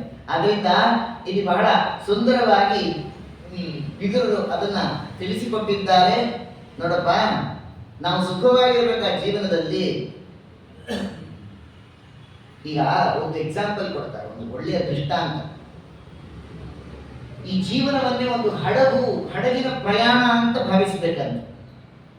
ಆ ಹಡಗಿನಲ್ಲಿ ಪ್ರಯಾಣ ಮಾಡಬೇಕಾದ್ರೆ ನಾವು ಬಹಳ ಹುಷಾರಾಗಿರಬೇಕು. ನೀರು ಒಳಗಡೆ ನುಗ್ಗದಂತೆ, ಬೆಂಕಿ ತಾಗದಂತೆ ಕೆಲವೊಂದು ಎಚ್ಚರಿಕೆ ಕ್ರಮಗಳನ್ನ ಮೆರೈನ್ ಅದರಲ್ಲಿ ಕೆಲಸ ಮಾಡಿದವರಿಗೆಲ್ಲ ಚೆನ್ನಾಗಿ ಗೊತ್ತಿರುತ್ತೆ ಅಲ್ವಾ? ಅಷ್ಟು ಸುಲಭ ಅಲ್ಲ. ತುಂಬ ಆಪರೇಷನ್ಸ್ ಎಲ್ಲ ಇದೆ. ಇಂಜಿನಿಂದ ಹಿಡಿದು ಸರ್ವಿಸಿಂದ ಹಿಡಿದು ತುಂಬ ವ್ಯವಸ್ಥೆಗಳು ಅದರಲ್ಲಿವೆ. ಅದರಿಂದ ಅಲ್ಲಿ ಬಹಳ ಜಾಗರೂಕರಾಗಿ ಕೆಲಸ ಮಾಡಬೇಕಾಗುತ್ತೆ. ಇಲ್ಲದೆ ಅಪಾಯ ಕಟ್ಟಿಟ್ಟು ಬುದ್ಧಿ. ಅದಕ್ಕೆ ಇಲ್ಲಿ ಹೇಳ್ತಾರೆ, ನಮ್ಮ ಜೀವನವನ್ನೇ ಒಂದು ಹಡಗು ಅಂತ ನೋಡುವಾಗ ಹೇಗಿರುತ್ತೆ, ಅಲ್ಲಿ ಯಾವುದನ್ನು ನಾವು ಬಿಡಬೇಕು ಅಂದರೆ ತುಂಬ ಹೇಳ್ತಾರೆ. ಅಜ್ಞಾನ, ಆಲಸ್ಯ, ಭಯ, ದ್ವೇಷ, ಶೈಥಿಲ್ಯ, ಆಮೇಲೆ ಅಲಕ್ಷ್ಯ ಭಾವನೆ, ಇದನ್ನ ಬಿಡಬೇಕು. ಆಯ್ತಾ?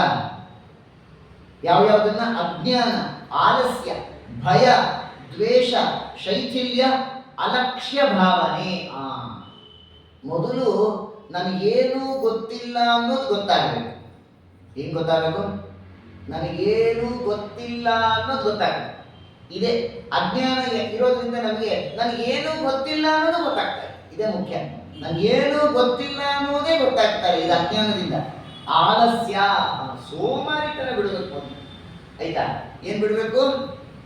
ಆಲಸ್ಯ ಬಿಡಬೇಕು ಅಂತ. ಆಲಸ್ಯ ಅಂದ ತಕ್ಷಣ ಆಕಳಿಕೆ ಶುರುವಾಗುತ್ತೆ, ಏನು ಹೊಡ್ಕೊಳ್ಳೋಣ. ಆದ್ರಿಂದ ನಮ್ಮ ಜೀವನವೇ ಹಾಗೆ. ಕಷ್ಟ ಅಂದ್ರೆ ಕಷ್ಟ. ಭಯ ಬಿಡಬೇಕು, ದ್ವೇಷ ಬಿಡಬೇಕು, ಶೈಥಿಲ್ಯ ಬಿಡಬೇಕು, ಅಲಕ್ಷ್ಯ ಭಾವನೆ, ಇನ್ನೊಬ್ಬರನ್ನ ಕಡೆಗಣಿಸೋದನ್ನು ಬಿಡಬೇಕು. ಆಯ್ತಾ? ಇಷ್ಟು ಬಿಟ್ಟು ಇನ್ನೇನೇನು ಬಿಡಬೇಕು?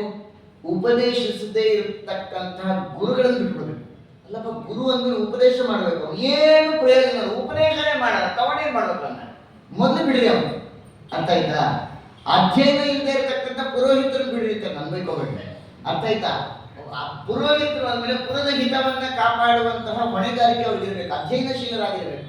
ಅವರು ಅಧ್ಯಯನವೇ ಮಾಡಿಲ್ಲ, ಏನು ಪ್ರಯೋಜನ ಇಲ್ಲ, ಹೆಬ್ಬೆಟ್ಟು ಹೋಗ್ತಾನೆ, ಮೊದಲು ಬಿಡ್ರಿ ಅವರು.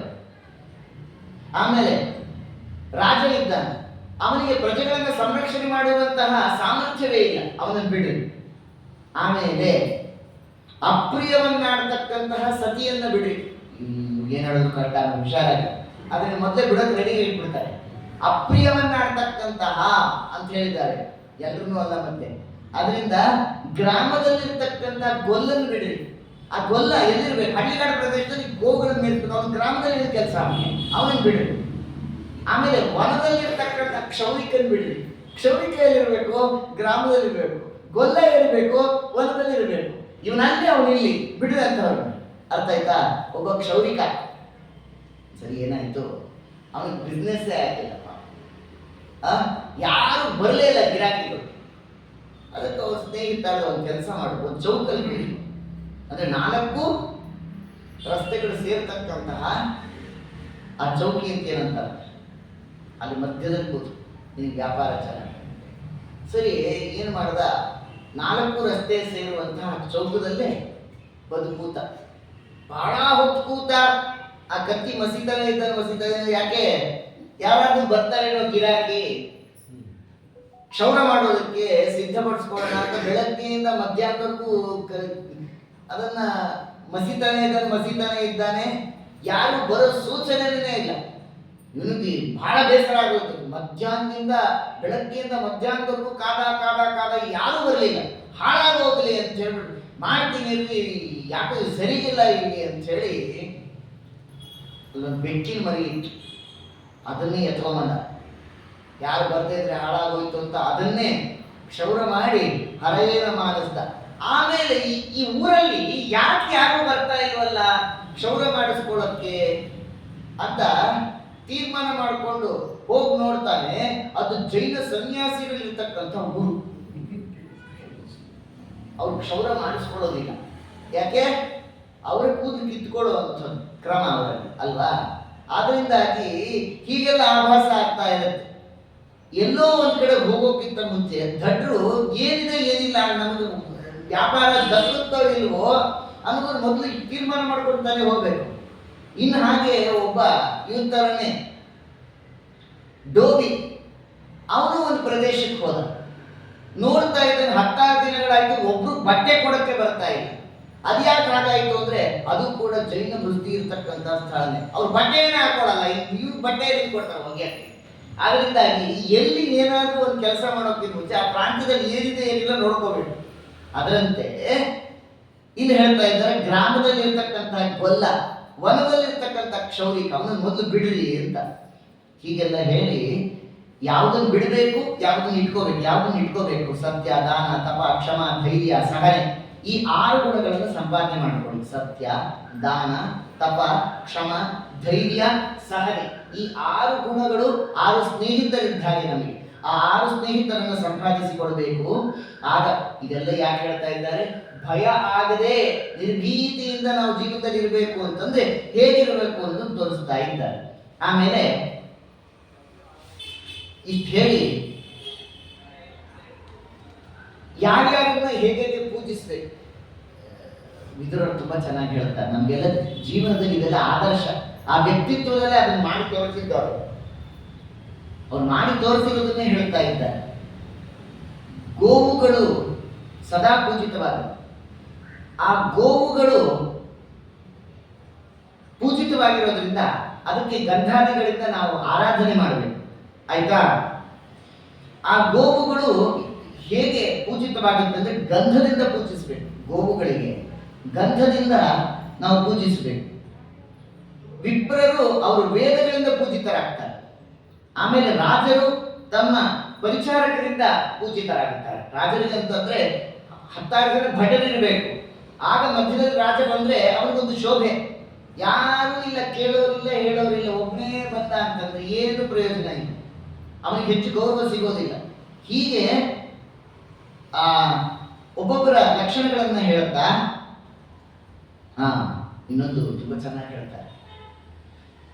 ನೋಡಪ್ಪ ಅಣ್ಣಯ್ಯ ಅಂತ ಧೃತರಾಷ್ಟ್ರನ ಸಂಬೋಧನೆ ಮಾಡಿ ಹೇಳ್ತಾರೆ ವಿದುರರು.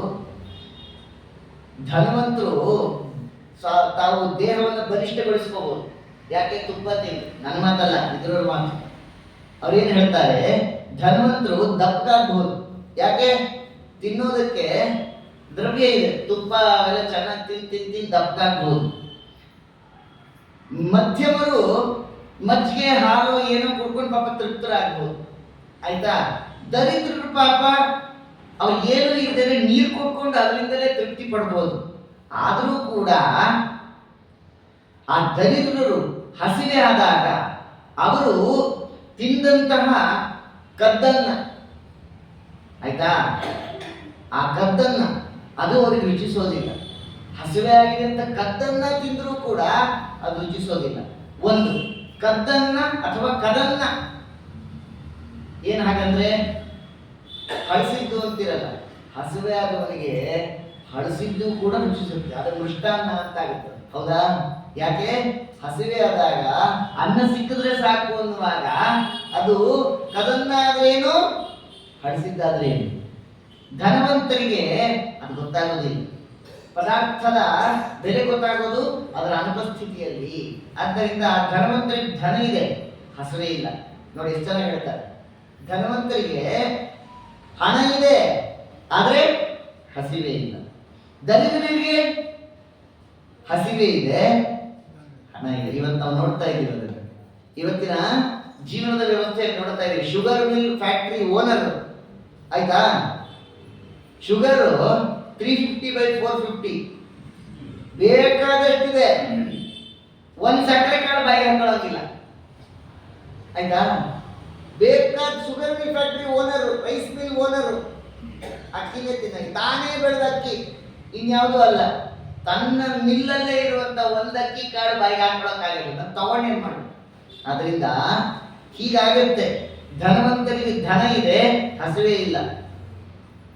ಆದರೆ ದರಿದ್ರರಾಗಬೇಕಾದ್ರೆ ಹಸಿವೆ ಇದೆ, ಧನ ಇಲ್ಲ. ಆದರೆ ಒಂದು ತಮಾಷೆ ಇದೆ, ದರಿದ್ರರು ಕಟ್ಟಿಗೆ ತಿಂದು ಜೀರ್ಣಿಸಿಕೊಳ್ಳುವಷ್ಟು ಆ ಜೀರ್ಣಶಕ್ತಿ ದೇವರು ಕೊಟ್ಟಿರ್ತಾರೆ. ಕಟ್ಟಿಗೆ ತಿಂದು ಬದುಕಬಹುದು ದರಿದ್ರರು.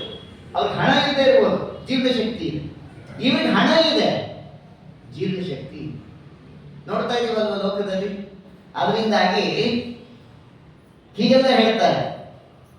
ಮುಂದೆ ಹೇಳ್ತಾ ಜೀವನವನ್ನ ಹೇಗೆ ನಡೆಸಬೇಕು ಅಂತ ಹೇಳ್ತಾ, ಬದುಕಬೇಕು ಅಂತಾನೆ ಆಳ್ತಕ್ಕಂಥವ್ರು, ಬದುಕಬೇಕು ಅಂತಾನೆ ತಿಂತಕ್ಕಂಥವ್ರು ಅಧಮರು. ಅಂದ್ರು ನಾನು ಬೈಕೋಬೇಡಿ, ಬದುಕಬೇಕು ಅಂತಾನೆ ತಿಂತಕ್ಕಂಥವ್ರು ಅಧಮರು. ಅಂದ್ರೆ ತಿನ್ನಬೇಕು. ಯಾಕೆ? ಬದುಕಬೇಕು, ತಿನ್ನಬೇಕು. ತಿನ್ನೋದೇ ಬದುಕಾಗಬಾರ್ದು, ಎರಡಕ್ಕೂ ವ್ಯತ್ಯಾಸ ಇದೆ. ಬದುಕಿನಲ್ಲಿ ಬದುಕಬೇಕು ಅಂತ ತಿನ್ನಬೇಕೇ ಹೊರತು ತಿನ್ನೋದೇ ಬದುಕಾಗಬಾರ್ದು. ಅದಕ್ಕೆ ನಮ್ಮಲ್ಲಿ ಪ್ರಾಚೀನರು ಒಂದು ಮಾತು ಹೇಳಿದ್ರು, ಒಪ್ಪತ್ತು ಉಂಡವ ಯೋಗಿ, 2 ಹೊತ್ತು ಉಂಡವ ಭೋಗಿ, 3 ಹೊತ್ತು ಉಂಡವ ರೋಗಿ, 4 ಹೊತ್ತು ಉಂಡವ ಗೊತ್ತು ನಿಮ್ಗೆ, ಫಿಲಪ್ ದ ಬ್ಲಾಂಕ್ಸ್. ಅದರಿಂದಾಗಿ ಯಾವಾಗಲೂ ಅಷ್ಟೇ ನಮ್ಮ ಪ್ರಾಚೀನರು 1 ಹೊತ್ತು ಅಷ್ಟೇ ನೋಡಿ, ಪುಷ್ಕಳವಾಗಿರ್ತಕ್ಕಂತಹ ಇದು ಜೀರ್ಣಶಕ್ತಿ ಬೇಕಾದಾಗಿಷ್ಟಿತ್ತು. ಒಂದೇ ಒಪ್ಪತ್ತು ಊಟ, ಮತ್ತು ರಾತ್ರಿ ಹಾಲು ಹಣ್ಣು ಏನೋ ತಗೊಂಡ್ಬಿಡೋರು ಅಷ್ಟೇ. ಮತ್ತು ನಾಳೆವರೆಗೂ ಮಧ್ಯಾಹ್ನ 1-2 ದೇವರ ಪೂಜೆ ಎಲ್ಲ ಮುಗಿಸಿ, ಹೌದಾ, ಎಲ್ಲಾ ದೇವರು ಪ್ರಾಚೀನರು ನೋಡಿ, ಅವ್ರು 2 ಗಂಟೆ 2 ಆಗ್ಬೇಕು, ಮಧ್ವಾಚಾರ ಬಂದಾಗಲೇ ನೈವೇದ್ಯ. ಬೆಳಗ್ಗೆಯಿಂದ ಮತ್ತೆ 3 ಸರಿ ಹೊಡೆದಿರ್ತಾರೆ ಅಂತ ಅನ್ಕೋಬೇಡಿ, ಏನಿಲ್ಲ. 2 ಗಂಟೆ 3 ಗಂಟೆವರೆಗೂ ಉಪವಾಸ, ಒಪ್ಪತ್ತು ಊಟ, ಪುಷ್ಕಳವಾದ ಭೋಜನ, ಆಯ್ತಾ. ಮತ್ತು ನಾಳೆನೇ ಊಟ. ಅದಕ್ಕೆ 90 ವರ್ಷ 100 ವರ್ಷ ಆದ್ರೂ ಕಣ್ಣು ಕೈಕಾಲು ಕಿವಿ ಚೆನ್ನಾಗಿತ್ತು, ಆರೋಗ್ಯವಾಗಿದ್ರು, ಯಾವ BP ಇಲ್ಲ, ಯಾವ ಶುಗರ್ ಇಲ್ಲ, ಏನಿಲ್ಲ. ನಮ್ದು ಯಾಕೆ ಈ ಅವಸ್ಥೆ ಅಂತಂದ್ರೆ, ನಾನು ಆಗ್ಲೇ ಹೇಳಿದ್ನಲ್ಲ, ಬೆಳಗ್ಗೆ ಬ್ರೇಕ್ಫಾಸ್ಟ್, ಆಯ್ತಾ, ಬೆಳಗ್ಗೆ ಬ್ರೇಕ್ಫಾಸ್ಟ್ ಅದು ಫಾಸ್ಟ್ ಆಗಿ ಬ್ರೇಕ್ ಆಗ್ಬಿಡ್ಬೇಕು, ಆಯ್ತಾ. ಅಲ್ಲ, ಬ್ರೇಕ್ ಯಾವಾಗ ಫಾಸ್ಟ್ ಆಗ್ಬೇಕು, ಅಲ್ಲ ಫಾಸ್ಟ್ ಯಾವಾಗ ಬ್ರೇಕ್ ಆಗ್ಬೇಕು ಅಂತಂದ್ರೆ, ಬಹಳ ಕಾಲ ಉಪವಾಸ ಇದ್ರೆ ಅಷ್ಟೊಷ್ಟು ಸರಿ ಹೊಡೆದಿರ್ತಾರೆ, ಇನ್ನೇನು ಬ್ರೇಕ್ ಫಾಸ್ಟ್, ಅದು ಇನ್ನೆಷ್ಟು ಸರಿ ಬ್ರೇಕ್ ಮಾಡಬೇಕು, ಆಯ್ತಾ. ಬೆಳಗ್ಗೆ ಹೇಳ್ತಾ ಇದ್ದಾಗೆ ಕಾಫಿನಲ್ಲೇ ಬೆಡ್ಡಲ್ಲೇ ಕಾಫಿ, ಆಯ್ತಾ, ಅಲ್ಲಿಂದ ಆರಂಭ. ಇನ್ನು ಹೀಗಿರುವಾಗ ಜೀವನದಲ್ಲಿ ಆರೋಗ್ಯದಿಂದ ಸುಸ್ಥಿರವಾಗಿರ್ಲಿಕ್ಕೆ ಹೇಗೆ ಸಾಧ್ಯ? ಅದಕ್ಕೆ ಹೇಳ್ತಾ ಇದ್ದಾರೆ, ಬದುಕಿನಲ್ಲಿ ನಮಗೆ ಬೇಕಾಗಿರ್ತಕ್ಕಂಥದ್ದು ಆಹಾರ. ಹೌದು, ಆಹಾರ ಬದುಕಿಗೆ ಉಪಯುಕ್ತ. ಆಹಾರವೇ ಬದುಕಲ್ಲ, ಬದುಕಿನಲ್ಲಿ ಆಹಾರ. ಆ ಆಹಾರ ತುಂಬಾ ಚೆನ್ನಾಗಿದೆ. ಆಹಾರ ಅಲ್ವಾ, ಆಹೃತ್ಯ, ಅದನ್ನ ಸ್ವೀಕಾರ ಮಾಡೋದ್ರಿಂದಾಗಿ ನಮ್ಮ ಜೀವನಕ್ಕೆ ಒಂದು ಚೈತನ್ಯ ಬರೋದ್ರಿಂದ ಆಹಾರ ಅಂತ ಅದಕ್ಕೆ ಹೆಸರು ಅಲ್ವಾ. ಅದನ್ನ ಸ್ವೀಕರಿಸೋದು ಅಂತ ಅರ್ಥ. ಹೀಗೆ ಹೇಳಿ ತೇಜಸ್ಸು ವರ್ಚಸ್ಸು ಎಲ್ಲನೂ ಅಭಿವೃದ್ಧಿ ಪಡಿಸಿಕೊಳ್ತಕ್ಕಂಥ ಮಾತು.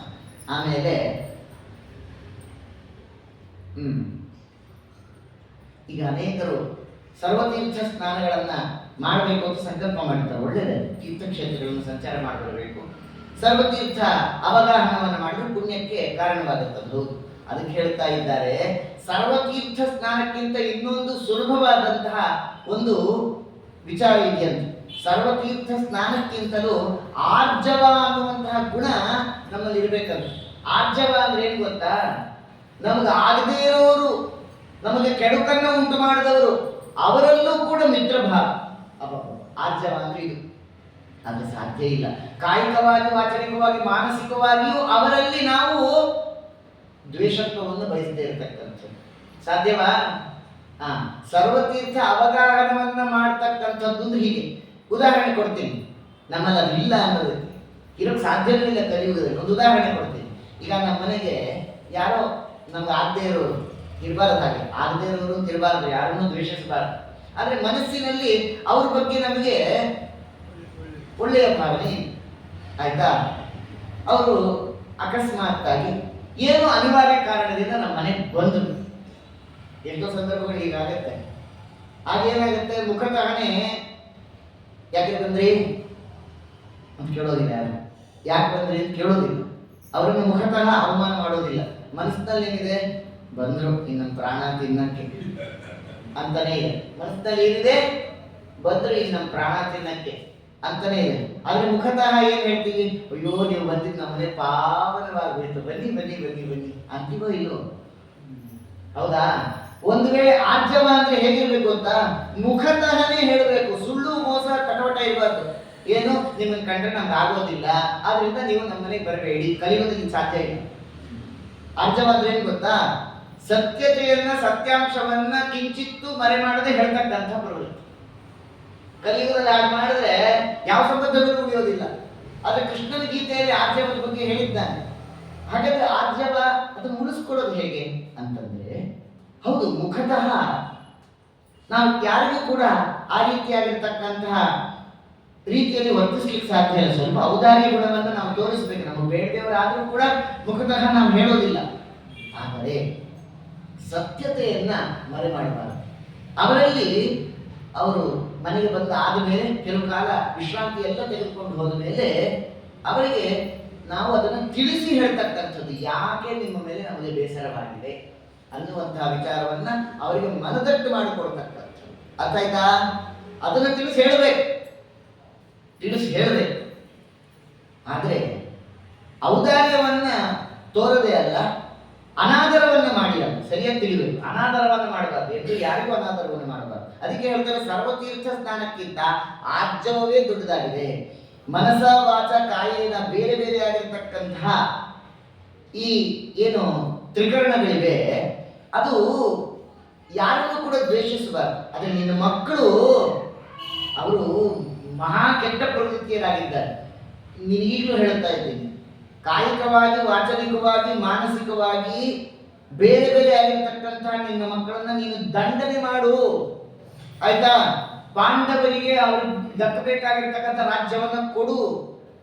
ಹೀಗಾದ್ರೆ ಮಾತ್ರ ನಿನಗೆ ಕೀರ್ತಿ, ಎಲ್ಲಾ ಪುಣ್ಯಲೋಕಗಳು ನಿನಗೆ ಪ್ರಾಪ್ತಿ. ಇಲ್ಲದೆ ಹೋದ್ರೆ ನಿನಗೆ ಖಂಡಿತವಾಗಿಯೂ ಕೂಡ ನರಕದಲ್ಲೇ ಸ್ಥಾನ ಅಂತ ಹೀಗೆ ಹೇಳಬೇಕು. ಅದಕ್ಕೊಂದು ಕಥೆಯನ್ನ ಹೇಳುತ್ತಾರೆ ನೋಡಿ. ಹಿಂದಿನ ಕಾಲದಲ್ಲೆಲ್ಲ ಹೇಗೆ ನಡೀತಾ ಇತ್ತು ಅಂತಂದ್ರೆ, ಸ್ವಯಂವರ ಅಂತ ನಡೀತಾ ಇತ್ತು.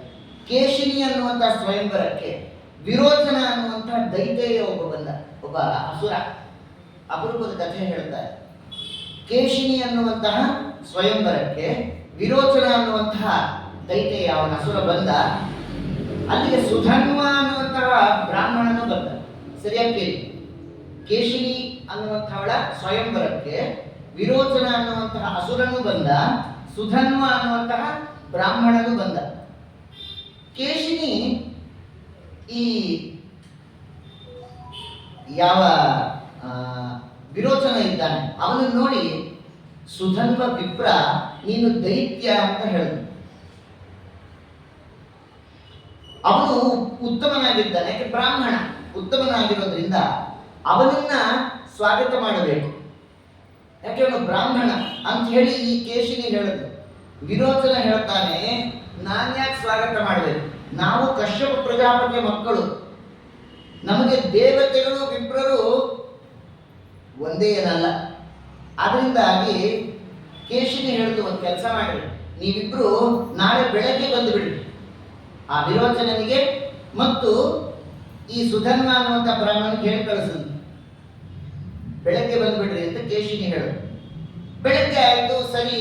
ಈ ಅಸುರನಾಗಿರ್ತಕ್ಕಂಥ ವಿರೋಚನ ಅವನು ಬಂದು ಸ್ವರ್ಣಾಸನ ಅಂದ್ರೆ ಬಂಗಾರದ ಒಂದು ಆಸನದಲ್ಲಿ ಕೂತ್ಕೊಂಡ. ಸುಧನ್ವ ಬಂದದ್ದನ್ನು ನೋಡಿ ಈ ಅಸುರ ತನ್ನ ಸಮ ಆಸನದಲ್ಲಿ ಕೂತ್ಕೋ ಅಂತ ವಿಪ್ರನಿಗೆ ಹೇಳ್ದ. ಒಂದು ಸಮಾನ ಆಸನ ಇತ್ತು, ಆ ಆಸನದಲ್ಲಿ ಕೂತ್ಕೋ ಅಂತ ಹೇಳಿ ಈ ಸುಧನ್ವ ಅನ್ನುವಂಥ ಬ್ರಾಹ್ಮಣನಿಗೆ ಆ ವಿರೋಚನ ಹೇಳ್ದ.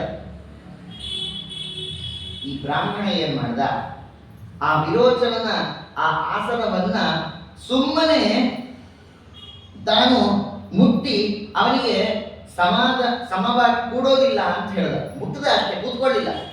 ಗೊತ್ತಾಯ್ತೋ ಇದು? ಆ ವಿರೋಚನ ಬಂಗಾರದ ಒಂದು ಆಸನದಲ್ಲಿ ಕೂತಿದ್ದಾಗ ಈ ಬ್ರಾಹ್ಮಣನು ಬಂದು ಸಮಾನವಾಗಿ ಕೂತ್ಕೋ ಅಂತ ಹೇಳಿದಾಗ ಇವನು ಕೂತ್ಕೊಳ್ಳಿಲ್ಲ. ಏನ್ ಮಾಡ್ದ, ಕೇವಲ ಆ ಸಿಂಹಾಸನವನ್ನು ಮುಟ್ಟದ ಅಷ್ಟೇ. ಮುಟ್ಟಿಬಿಟ್ಟು ನಿನ್ ಸಮವಾಗಿ ನಾನು ಕೂಡೋದಿಲ್ಲ ಅಂತ ಹೇಳ್ದ. ಇವನಿಗೆ ಸಿಟ್ಟು ಬಂತು, ಇವನಿಗೆ ವಿರೋಚನನಿಗೆ ಸಿಟ್ಟು ಬಂದು ಹೇಳ್ತಾನೆ, ಹೌದು ಬಿಡು, ನಿನಗೆ ಈ ಸ್ವರ್ಣಮಯವಾಗಿರ್ತಕ್ಕಂಥ ಸಿಂಹಾಸನವನ್ನ ಏರುವಂತಹ ಯೋಗ್ಯತೆ ಇಲ್ಲ ಅಂತ. ಈ ಬಂಗಾರದ ಸಿಂಹಾಸನದ ಮೇಲೆ ಕೂತ್ಕೊಳ್ಳುವಂತ ಯೋಗ್ಯತೆ ನಿನಗಿಲ್ಲ ಅನ್ನಬೇಕು. ಇಲ್ಲಿ ಬಿಡಿ, ಇವನು ಮಣೆನೋ ಗರ್ಭಾಸನ ಏರುವಂತ ಒಂದು ಹಾಕ್ರಿ, ಇವನು ಬಂಗಾರದ ಸಿಂಹಾಸನದಲ್ಲಿ ಕೂತ್ಕೊಳ್ಳೋ ಯೋಗ್ಯತೆ ಎಲ್ಲಿದೆ ಅಂತ ಅವಹೇಳನದ ಮಾತುಗಳನ್ನು ಆಡ್ಬಿಟ್ಟ ವಿರೋಚನ.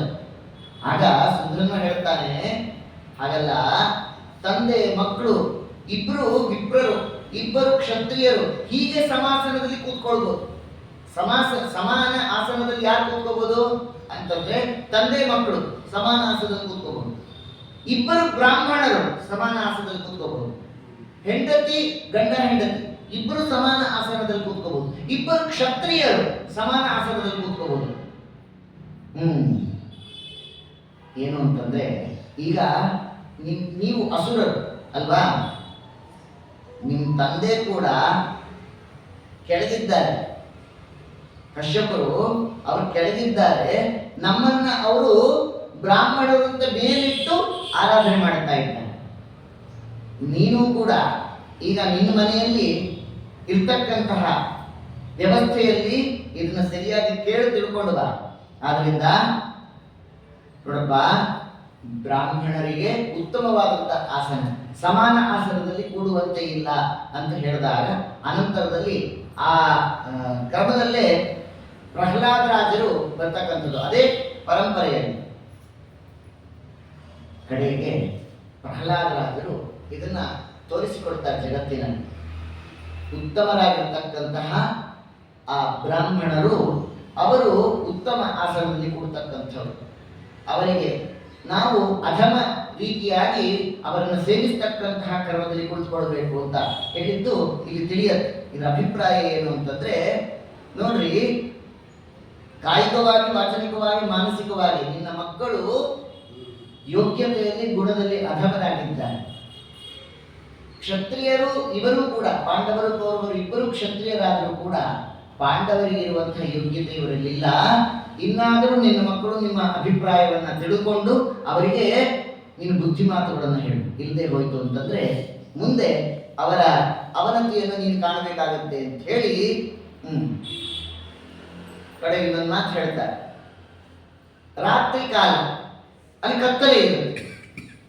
ನಾವು ಆ ಕತ್ತಲೆಯಲ್ಲಿ ವಾಸ ಮಾಡಬೇಕು ಅಂತಂದ್ರೆ ಮೊದಲೇ ದೀಪಾದಿ ಸಾಧನಗಳನ್ನ ವ್ಯವಸ್ಥೆ ಮಾಡಿಕೊಂಡಿರ್ಬೇಕು. ರಾತ್ರಿ ಕತ್ಲಾಗುತ್ತೆ ಅಂತ ಗೊತ್ತಿದೆ ಅಲ್ವಾ? ಕತ್ಲಾಗುತ್ತೆ ಅಂತ ಗೊತ್ತಿದ ಮೇಲೆ ರಾತ್ರಿ ಸುಖವಾಗಿ ನಾವು ಕಾಲ ಕಳಿಬೇಕು, ಓದ್ಕೋಬೇಕು, ಬರೀಬೇಕು, ಅಥವಾ ಬೇರೆ ಏನಾದ್ರು ಕೆಲಸ ಮಾಡ್ಕೊಳ್ಬೇಕು. ಕರೆಂಟ್ ಹೋಗುತ್ತೆ, ಇನ್ನು ಅರ್ಥ ಆಗುವ ಹಾಗೆ ಹೇಳ್ಬೇಕು ಅಂದ್ರೆ ಇಷ್ಟೊತ್ತಿಂದ ಇಷ್ಟೊತ್ತಿಗೂ ಕರೆಂಟ್ ಹೋಗುತ್ತೆ ಅಂತ ಇತ್ತು. ಮತ್ತೆ ವ್ಯವಸ್ಥೆ ಮಾಡ್ಕೊತೀವೋ ಇದು. ಅದರಿಂದಾಗಿ ದೀಪಾದಿ ಸಾಧನಗಳನ್ನ ರಾತ್ರಿ ಕಳಿಬೇಕು ಅಂತಂದ್ರೆ ಹಗಲೇ ಸಂಗ್ರಹ ಮಾಡಿ ಇಟ್ಕೋಬೇಕು. ಹೌದಾ? ಕತ್ಲಾಯಿತು, ಕರೆಂಟ್ ಹೋಯ್ತು, ಆಯ್ತಾ? ಆವಾಗ ಮೊಂಬತ್ತಿಯಲ್ಲಿ ತುಡುಕಿದ್ರೆ ಎಡವಟ್ಟಾಗುತ್ತಲ್ಲ. ಆಮೇಲೆ ಇವಾಗ ಮಳೆಗಾಲದಲ್ಲಿ ನಾವು ನೆಮ್ಮದಿಯಾಗಿರ್ಬೇಕು ಅಂತಂದ್ರೆ ಏನ್ ಮಾಡಬೇಕು? ಮಳೆಗಾಲದಲ್ಲಿ ಹೆಚ್ಚು ಹೊರಗಡೆ ಏನು ಓಡಾಡಕ್ಕಾಗಲ್ಲ ಅಲ್ವಾ? ನೀವು ಆ ಕಾಗಕ್ಕ ಗುಬ್ಬಕ್ಕದ ಕಥೆ ಕೇಳಿರ್ತೀರ. ಇದು ದುಡ್ದು ಬರೋದು ಎಲ್ಲ ಒಂದು ವರ್ಷಕ್ಕಾಗುವಷ್ಟು ಸಂಗ್ರಹ ಮಾಡಿ ನಮ್ಮ ಮಕ್ಕಳಿಗೆಲ್ಲ ಕಥೆ ಹೇಳ್ತಾ ಇದ್ವಿ. ಬಂದು ಬಾಗಿಲು ಬಡಿದು ದವಸ ಕೊಡು, ಧಾನ್ಯ ಕೊಡು ಅಂತ ಕೇಳ್ತಕ್ಕಂಥದ್ದು. ಈಗ ಅಲ್ಲಪ್ಪ, 3-4 ತಿಂಗಳು ಮಳೆ ಬರುತ್ತೆ ಅಂತಂದ್ರೆ ಇನ್ನು 8 ತಿಂಗಳು ದುಡ್ದು ಸಂಗ್ರಹ ಮಾಡಿ ಇಟ್ಕೊಳ್ಬೇಕು ತಾನೆ. 4 ತಿಂಗಳು ಮಳೆ ಬರೋದ್ರಿಂದಾಗಿ ಹೆಚ್ಚು ದುಡಿಯಕ್ಕಾಗಲ್ಲ ಅಂತಿರುವಾಗ ಇನ್ನು 8 ತಿಂಗಳು ದುಡಿದಿದ್ರಲ್ಲಿ 4 ತಿಂಗಳು ಸಂಗ್ರಹ ಇಟ್ಕೋಬೇಕು ತಾನೆ. ಅರ್ಥ ಆಯ್ತೋ ಇಲ್ವೋ ಹೇಳಿದ್ದು? ಆದ್ರಿಂದ ಬುದ್ಧಿವಂತರ ಲಕ್ಷಣ ಇದು. ಇನ್ನು ವೃದ್ಧನಾಗಿ ಸುಖ ಪಡಬೇಕು ಅಂತಂದ್ರೆ ಯೌವನದಲ್ಲಿ ಶ್ರಮ ಪಟ್ಟು ಸ್ವಲ್ಪ ಸಂಗ್ರಹ ಮಾಡ್ಕೊಂಡು ರಿಟೈರ್ಮೆಂಟ್ ಫಂಡ್ ಅಂತ ಇಟ್ಕೋಬೇಕು ತಾನೆ. ನೋಡಿ, ಯಾವುದಿಲ್ಲ ವಿದುರರ ಮಾತಲ್ಲಿ ಎಲ್ಲಾ ಹೇಳ್ತಾರೆ ಅಲ್ವಾ? ರಾತ್ರಿ ಚೆನ್ನಾಗಿ ಕಳಿಬೇಕು ಅಂದ್ರೆ ಹಗಲೇ ದೀಪಾದಿ ಸಾಧನೆಗಳನ್ನ ವ್ಯವಸ್ಥೆ ಮಾಡ್ಕೋಬೇಕು, ಆಯ್ತಾ? ಇನ್ನೊಂದು ಹೇಳ್ತಾನೆ, ಮನೆಗೆ ಈಗ ಬೆಂಕಿ ಹಚ್ಚೋಗಿದೆ, ಬೆಂಕಿ ಬಿದ್ದುಬಿಟ್ಟಿದೆ ಮನೆಗೆ. ಆಗ ಹೋಗಿ ಬಾಳಿ ತೊಡಕ್ ಶುರು ಮಾಡ್ಕೊಂಡಪ್ಪ. ಯಾಕೆ? ನೀರು ಬೇಕಲ್ಲ, ನಂದಿಸೋದಕ್ಕೆ ನೀರು ಬೇಕಲ್ಲ. ಹಾಗಾಗಿದೆ ನಮ್ಮ ಬದುಕು. ನೀನು ಅಷ್ಟೇ, ನಿನ್ನ ಮಕ್ಕಳ ವಿಚಾರದಲ್ಲಿ ತಡ ಮಾಡ್ತು ಅಂತಂದ್ರೆ ಧಗಧಗ ಹತ್ತಿ ಉರಿದೋಗುತ್ತೆ ನಿನ್ನ ಮನೆ. ಆಮೇಲೆ ಬಾವಿ ತೊಡ್ಕೊಂಡು ಕೂತ್ಕೋಬೇಡ, ಈಗಲೇ ಎಚ್ಚೆತ್ತುಕೋ ಅಂತ ಅರ್ಥ. ಮತ್ತೆ ವರ್ಷಾಕಾಲದಲ್ಲಿ ನೀನು ನೆಮ್ಮದಿಯಾಗಿರ್ಬೇಕು. ಮಿಕ್ಕ ಆ 8 ತಿಂಗಳು ದುಡ್ಕೋಬೇಕು. ಅದೇ ರೀತಿಯಲ್ಲಿ ನಿನ್ನ ಮಕ್ಕಳು ಎಲ್ಲಾ ಸಂಗ್ರಹ ಮಾಡಿಟ್ಕೊಳ್ತಾರೆ ಅಂದ್ರೆ ಎಲ್ಲಾ ಕಳ್ಕೊಳ್ತಾರೆ. ಎಚ್ಚರಿಕೆ ಇರು. ವೃದ್ಧನಾಗಿ ಸುಖವಾಗಿರ್ಬೇಕು ಅಂದ್ರೆ ಯೌವನದಲ್ಲೇ ಶ್ರಮಿಸಬೇಕು, ಆಯ್ತಾ? ಅದೇ ರೀತಿಯಾಗಿ ಪರಲೋಕದ ನಾವು ಸುಖವಾಗಿರ್ಬೇಕು ಅಂತಂದ್ರೆ ಈಗಲೇ ದಾನ, ಸತ್ಯ, ತಪೋವ್ರತಗಳನ್ನ ಆಚರಣೆ ಮಾಡಬೇಕು ಅಂತ ಹೇಳ್ತಾರೆ. ಬಿದ್ದ ಕಾಳಿಗೆ ಕಾಡು ಕೂಡಿ ಹಾಕುವುದೆಲ್ಲ ಹಾರಿ ಹೋಗುವ ಹೊಟ್ಟು, ಇದ್ದಾಗ ದಾನ ಧರ್ಮಂಗಳ ಮಾಡುವುದೇ ಕೈವಲ್ಯಕ್ಕೆ ಬೆಟ್ಟು, ಹೊದ್ದಿರುವರ ಕಂಡಾಸೆಯ ಪಟ್ಟರೆ ಹೋಗುವಿನಿ ಕೆಟ್ಟು, ಬುದ್ಧಿಹೀನರಿಗೆ ಬೇಡದಿರಲೋ ತತ್ವ ಸಾರ ಸುಂದರ ಗುಟ್ಟು, ನಂಬಿ ನೆಚ್ಚದಿರೆಲೋ ನರಲೋಕ ಸುಖವೆಂಬೋ ಅಂಬಲಿ ಪರಮಾನ್ನ. ಹಂಬಲಿ ಸುತಲಿರು ಹರಿಲೋಕಾನಂದವೆಂಬೋ ಪೀಯೂಷ ಪಾನ. ನಂಬಿ ನೆಚ್ಚದಿರೆಲು ನರಲೋಕ ಸುಖವೆಂಬೋ ಅಂಬಲಿ ಪರಮಾನ್ನ. ಅದನ್ನೇ ಹೇಳಿದ್ರು ವಿಜಯದಾಸರು. ನೋಡಪ್ಪ, ಈ ಸಂಸಾರದಲ್ಲಿ ಹೆಚ್ಚು ಸುಖ ಇಲ್ಲ, ಎಲ್ಲಾ ಸಂಗ್ರಹ ಮಾಡಿ ಇಟ್ಟು ಇಟ್ಟು ಇಟ್ಟು ಇಟ್ಟು ಕಡೆಗೆ ಒಂದು ದಿವಸ ರೋಗ ರುಜಿನಗಳಿಗೆ ಬಾಧಕರಾಗಿ ಎಲ್ಲ ಕಳ್ಕೊಳ್ಳುವಂತೆ ಆಗಬಾರ್ದು. ದೇವ ಬ್ರಾಹ್ಮಣರಿಗೂ ವಿನಿಯೋಗ ಮಾಡಿ ಧರ್ಮ ಸಂಚಯವನ್ನ ಮಾಡಿಕೋ ಅಂತ ಹೇಳುವಂತೆ ಇಲ್ಲೂ ಕೂಡ ಪರಲೋಕಕ್ಕೆ ಸಾಧನವಾಗಿರ್ತಕ್ಕಂಥ ದಾನ ಸತ್ಯ. ನೋಡಿ, ಬಿದ್ದ ಕಾಳಿಗೆ ಕಾಳು ಕೂಡಿ ಹಾಕುವುದೆಲ್ಲ ಹಾರಿ ಹೋಗುವ ಹೊಟ್ಟು. ಎಷ್ಟಿಟ್ಕೋತೀರ, ಅಲ್ಲೊಂದು ಸೈಟ್ ಇಲ್ಲೊಂದು ಸೈಟ್, ಅದೊಂದು ಇದೊಂದು, ಸಾಕು ಜೀವನಕ್ಕೆ. ಇರೋದಕ್ಕೆ ಎಷ್ಟು ಬೇಕು ಅಷ್ಟು ಸಾಕು. ಅತಿಯಾಗಿ ಆಸೆ ಪಡಬಾರದು ಮನುಷ್ಯ. ಯಾಕೆ? ಬಿದ್ದ ಕಾಳಿಗೆ ಕಾಳು ಕೂಡಿ ಹಾಕುವುದೆಲ್ಲ ಆಪತ್ತು ಕಾಲಕ್ಕೆ ಇಟ್ಕೊಳ್ಳೋಣ, ಅಂತ್ಯಕಾಲಕ್ಕೆ ಇಟ್ಕೊಳ್ಳೋಣ, ನಿತ್ಯ ಜೀವನಕ್ಕೆ ಔಷಧೋಪಚಾರಕ್ಕೆ ಎಲ್ಲದಕ್ಕೂ ಇಟ್ಟುಕೊಳ್ಳೋಣ. ಆದರೆ ಅತಿಯಾಗಿ ಆಸೆ ಪಡೋದು ಬೇಡ. ಯಾಕೆ? ಬಿದ್ದ ಕಾಳಿಗೆ ಕಾಳು ಕೂಡಿ ಹಾಕುವುದೆಲ್ಲ ಹಾರಿ ಹೋಗುವ ಹೊತ್ತು. ದೇವ ಬ್ರಾಹ್ಮಣರು 1 ರೂಪಾಯಿ ಎತ್ಕೊಳ್ಳಿಲ್ಲ, ಬೇಕಾದಷ್ಟು ಸಂಪಾದಿಸಿಟ್ಟಿದ್ದಾರೆ. ಎಲ್ಲ ಸಂಪಾದಿಸಿಟ್ಟಿದ್ದು ಹಾರಿ ಹೋಗುವ ಹೊಟ್ಟು. ದೇವರು ಒಂದು ಸರಿ ಅದನ್ನು ಕಸದುಕೊಂಡ ಅಂತಂದ್ರೆ ಎಲ್ಲ ಅಷ್ಟೇ ಹಳೆಯ ನಮಃ. ಯಾಕೆ ಅತಿ ಆಸೆ ಪಡ್ತೀರಿ ಅಂತ ಹೇಳುವಂತೆ ಇದ್ದಾಗ ದಾನ ಧರ್ಮಗಳ ಮಾಡುವುದೇ ಕೈವಲ್ಯಕ್ಕೆ ಮೆಟ್ಟು. ಯಾವಾಗ ದಾನ ಧರ್ಮ ಮಾಡಬೇಕು? ಇದ್ದಾಗ. ಇದ್ದಾಗ ಅಂದ್ರೆ ಏನರ್ಥ? ದೇವರು ನಮ್ಗೆ ಅವಕಾಶ ಕೊಟ್ಟಿದ್ದಾಗ, ತಂದೆ ತಾಯಿಗಳು ಇದ್ದಾಗ ಅವ್ರ ಸೇವೆ ಮಾಡಿ. ಗುರು ಹಿರಿಯರು ಇದ್ದಾಗ ದಾನ ಧರ್ಮ ಅಂದ್ರೆ ಹೋದ್ಮೇಲಲ್ಲ. ಇದ್ದಾಗ ತಂದೆ ತಾಯಿಗಳು ಒಂದು ಹನಿ ನೀರು ಹಾಕಿಲ್ಲ, ಒಂದು ತನ್ನ ಹಾಕಿಲ್ಲ, ಆಮೇಲೆ ಕೊಟ್ಟಿದ್ದು ಎಲ್ಲಿಗೆ ಬಂತೀವಿ? ಇದ್ದಾಗ ಮಾಡ್ರಿ ತಂದೆ ತಾಯಿಗಳಿಗೆ. ಇದ್ದಾಗ ತಂದೆ ತಾಯಿಗಳನ್ನ ಕಡೆಗಾಣಿಸಿ ಅವ್ರ ಹೊಟ್ಟೆಗೆ ಒಂದು ಹನಿ ನೀರು ಹಾಕಿದೆ, ಉಪವಾಸ ಹಾಕಿಟ್ಟು ಹೊಟ್ಟೆ ಉರಿಸ್ಕೊಂಡು ಆಮೇಲೆ ಯಾವಾಗಲೂ ವರ್ಷಕ್ಕೊಂದ್ಸರಿ ಬರುವಂತ ಅವ್ರ ಶ್ರಾದ್ದಕ್ಕೆ ತೆಗೆದು ತಿನ್ರಿ ಅಂತ ಕೊಟ್ರೆ ಯಾರಿಗೆ ಪ್ರೀತಿ ಆಗುತ್ತೆ? ಇದ್ದಾಗ ದಾನ ಧರ್ಮಗಳ ಮಾಡುವುದೇ ಕೈವಲ್ಯಕ್ಕೆ ಬೇಕು. ಗುರು ಹಿರಿಯರ ಸೇವೆ ಅವಾಗ ಮಾಡಿ. ಅಯ್ಯೋ ನಮ್ಮ ಅಪ್ಪ ಹಿಂಗಿದ್ದು, ಅಯ್ಯೋ ನಮ್ಮ ಅಮ್ಮ ಹಿಂಗಿದ್ದು, ಆಮೇಲೆ ಹೊಡ್ಕೊಂಡ್ರೆ ಪ್ರಯೋಜನ ಇಲ್ಲ. ಇದ್ದಾಗ ಮಾಡಿ ಸೇವೆ. ನೋಡಿ, ಇದನ್ನೆಲ್ಲ ಯಾರ ಮುಂದೆ ಹೇಳಬೇಕು? ಅರ್ಥ ಆಯ್ತಲ್ಲ ಸೂಕ್ಷ್ಮ? ಬಿಟ್ಬಿಟ್ಟ ನಮ್ಮ ಹಣೆ ಬರ ಇದೆ. ಅದರಿಂದಾಗಿ ಕಲಿಬೇಕಿಲ್ಲ ಜೀವನದಲ್ಲಿ. ಇದ್ದಾಗ ಅನ್ನುವಂಥ ಶಬ್ದ ಬಹಳ ಮುಖ್ಯವಾಗಿದೆ. ದೇವರು ನಮಗೆ ಸಂಪತ್ತು ಕೊಟ್ಟಾಗ, ಅದು ಇದ್ದಾಗ ಮಾಡಿ ಸೇವೆ. ತಂದೆ ತಾಯಿಗಳು ಗುರು ಹಿರಿಯರು ಇದ್ದಾಗ ಸೇವೆ ಮಾಡಿ. ನಮಗೆ ದೇಹದಲ್ಲಿ ಶಕ್ತಿ ಇದ್ದಾಗ ಸಾಧನೆ ಮಾಡಿಕೊಳ್ಳಿ. ದೇವರು ಎಲ್ಲ ಶಕ್ತಿ ಸಾಧನೆಗಳು ಕೊಟ್ಟಿದ್ದಾನೆ, ಆಗ ಸಾಧನೆ ಮಾಡಿಕೊಳ್ಳದೆ ಆಮೇಲೆ ಪರದಾಡಿದ್ರೆ ಏನ್ ಬಂತು ಭಾಗ್ಯ? ಇದ್ದಾಗ ದಾನ ಧರ್ಮಗಳು ಅಂತಂದ್ರೆ ಶರೀರದಲ್ಲಿ ಶಕ್ತಿ, ಆಯುಷ್ಯ, ಆರೋಗ್ಯ ಎಲ್ಲ ಇದ್ದಾಗ ಸಾಧನೆ ಮಾಡಿಕೊಳ್ಳಿ. ದಾನ ಧರ್ಮಗಳ ಮಾಡುವುದೇ ಕೈವಲ್ಯಕ್ಕೆ ಮೆಟ್ಟು ಅಂತ ಹೇಳಿದಂತೆ ಯೌವನದಲ್ಲಿ ಅದು ಸಾಧ್ಯ. ಹೀಗೆ ಅಂತಹ ರೀತಿಯಲ್ಲಿ ಸಾಧನೆಯನ್ನು ಮಾಡಿಕೊಳ್ಬೇಕು ಅಂತ ಹೇಳ್ತಾ, ನೋಡಪ್ಪ, ಇಷ್ಟೆಲ್ಲ ಕಥೆಗಳನ್ನು ನಾನು ಬೇಕಾದಷ್ಟು ನಿನಗೆ ನೀತಿ ಬೋಧೆಯನ್ನು ಮಾಡಿದ್ದೇನೆ. ಆದರೆ ನಿನ್ನ ಮನಸ್ಸು ಹೇಗಾಗಿದೆ ಗೊತ್ತಾ?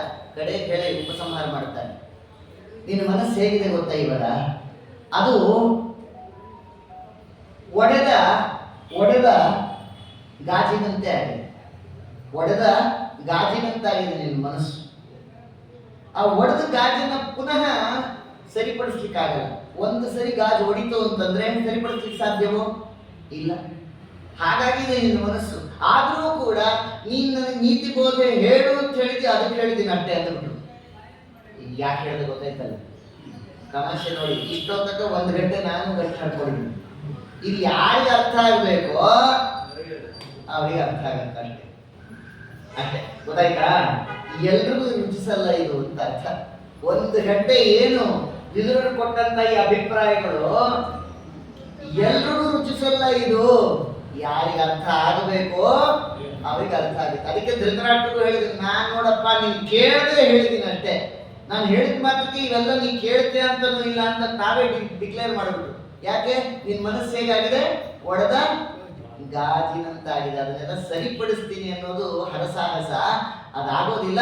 ನನ್ನ ಕರ್ತವ್ಯ ಹೇಳಬೇಕು, ಹೇಳಿದ್ದೀನಿ ಅಂತ ಅಲ್ಲಿ ಧೃತರಾಷ್ಟ್ರ ಮಹಾರಾಜನಿಗೆ ವಿದುರರು ಹೇಳಿದಂತೆ ಈಗಿನ ಕಾಲದ ವ್ಯವಸ್ಥೆಗೆ ನಾವು ಹಾಗೆ ಅನ್ಕೋಬೇಕು. ಏನಂತ ಪ್ರವಚನ ಹೇಳಬೇಕು. ಪಾಪ ನೀವೆಲ್ಲ ಸಹೃದಯಿಗಳು ಕೇಳಿದ್ದೀರ, ಎಲ್ಲರೂ ಕೇಳಲ್ಲ ಅಂತ ಅರ್ಥ. ಇನ್ನೇನು ಹೊಡ್ಕೊಳ್ಳಿ, ಹೇಳೋದು ನಮ್ಮ ಕರ್ತವ್ಯ. ಎಲ್ಲರೂ ಕೇಳಬೇಕು, ಎಲ್ಲರೂ ಸುಧಾರಿಸ್ಕೋಬೇಕು ಅನ್ನೋದನ್ನ ಅಪೇಕ್ಷೆ ಪಡಬೇಡ್ರಿ ಅಂತ ಅರ್ಥ. ಹೇಳೋದು ನಮ್ಮ ಕರ್ತವ್ಯ, ಆಯ್ತಾ? ಅಷ್ಟೇ ಹೇಳಿದ್ದೀವಿ. ಇಲ್ಲೂ ಅಷ್ಟೇ ವಿದುರರು ಏನಂದ್ರು, ನೋಡಪ್ಪ ನಮ್ಮ ಕರ್ತವ್ಯ, I have done my duty, rest all is left to you, ಅಷ್ಟೇ. ಅದರಿಂದಾಗಿ ಯಾರು ಕೇಳ್ತಾರೋ ಅವ್ರು ಉದ್ಧಾರ ಆಗ್ತಾರೆ, ಇಲ್ಲದೆ ಇರೋರು ಹಣೆ ಬರ ಅಷ್ಟೇ ಅನ್ನುವಂತೆ ಇಲ್ಲಿ ಅದ್ಭುತವಾಗಿರ್ತಕ್ಕಂಥ ರೀತಿಯಲ್ಲಿ ಧೃತರಾಷ್ಟ್ರ ಮಹಾರಾಜರಿಗೆ ವಿದುರರು ಆ ಸಾಂತ್ವನದ ವಚನಗಳನ್ನು ಹೇಳಿ ಅನೇಕ ವ್ಯಕ್ತಿತ್ವದ ವಿಚಾರವನ್ನೆಲ್ಲ ತಿಳಿಸಿಕೊಟ್ಟಲ್ಲಿ ಇವತ್ತಿನ ಉಪನ್ಯಾಸವನ್ನ ಇಲ್ಲಿಗೆ ಉಪಸಂಹಾರ ಮಾಡೋಣ. ನಾಳೆ ಮತ್ತಷ್ಟು ವಿದುರರ ವ್ಯಕ್ತಿತ್ವವನ್ನ, ಆ ನೀತಿ ಬೋಧೆಯನ್ನ ತಿಳಿಯೋಣ. ಎಲ್ಲರಿಗೂ ಮಂಗಳವಾಗಲಿ. ಕೃಷ್ಣಾರ್ಪಣಮಸ್ತು. ಹರಯೇ ನಮಃ.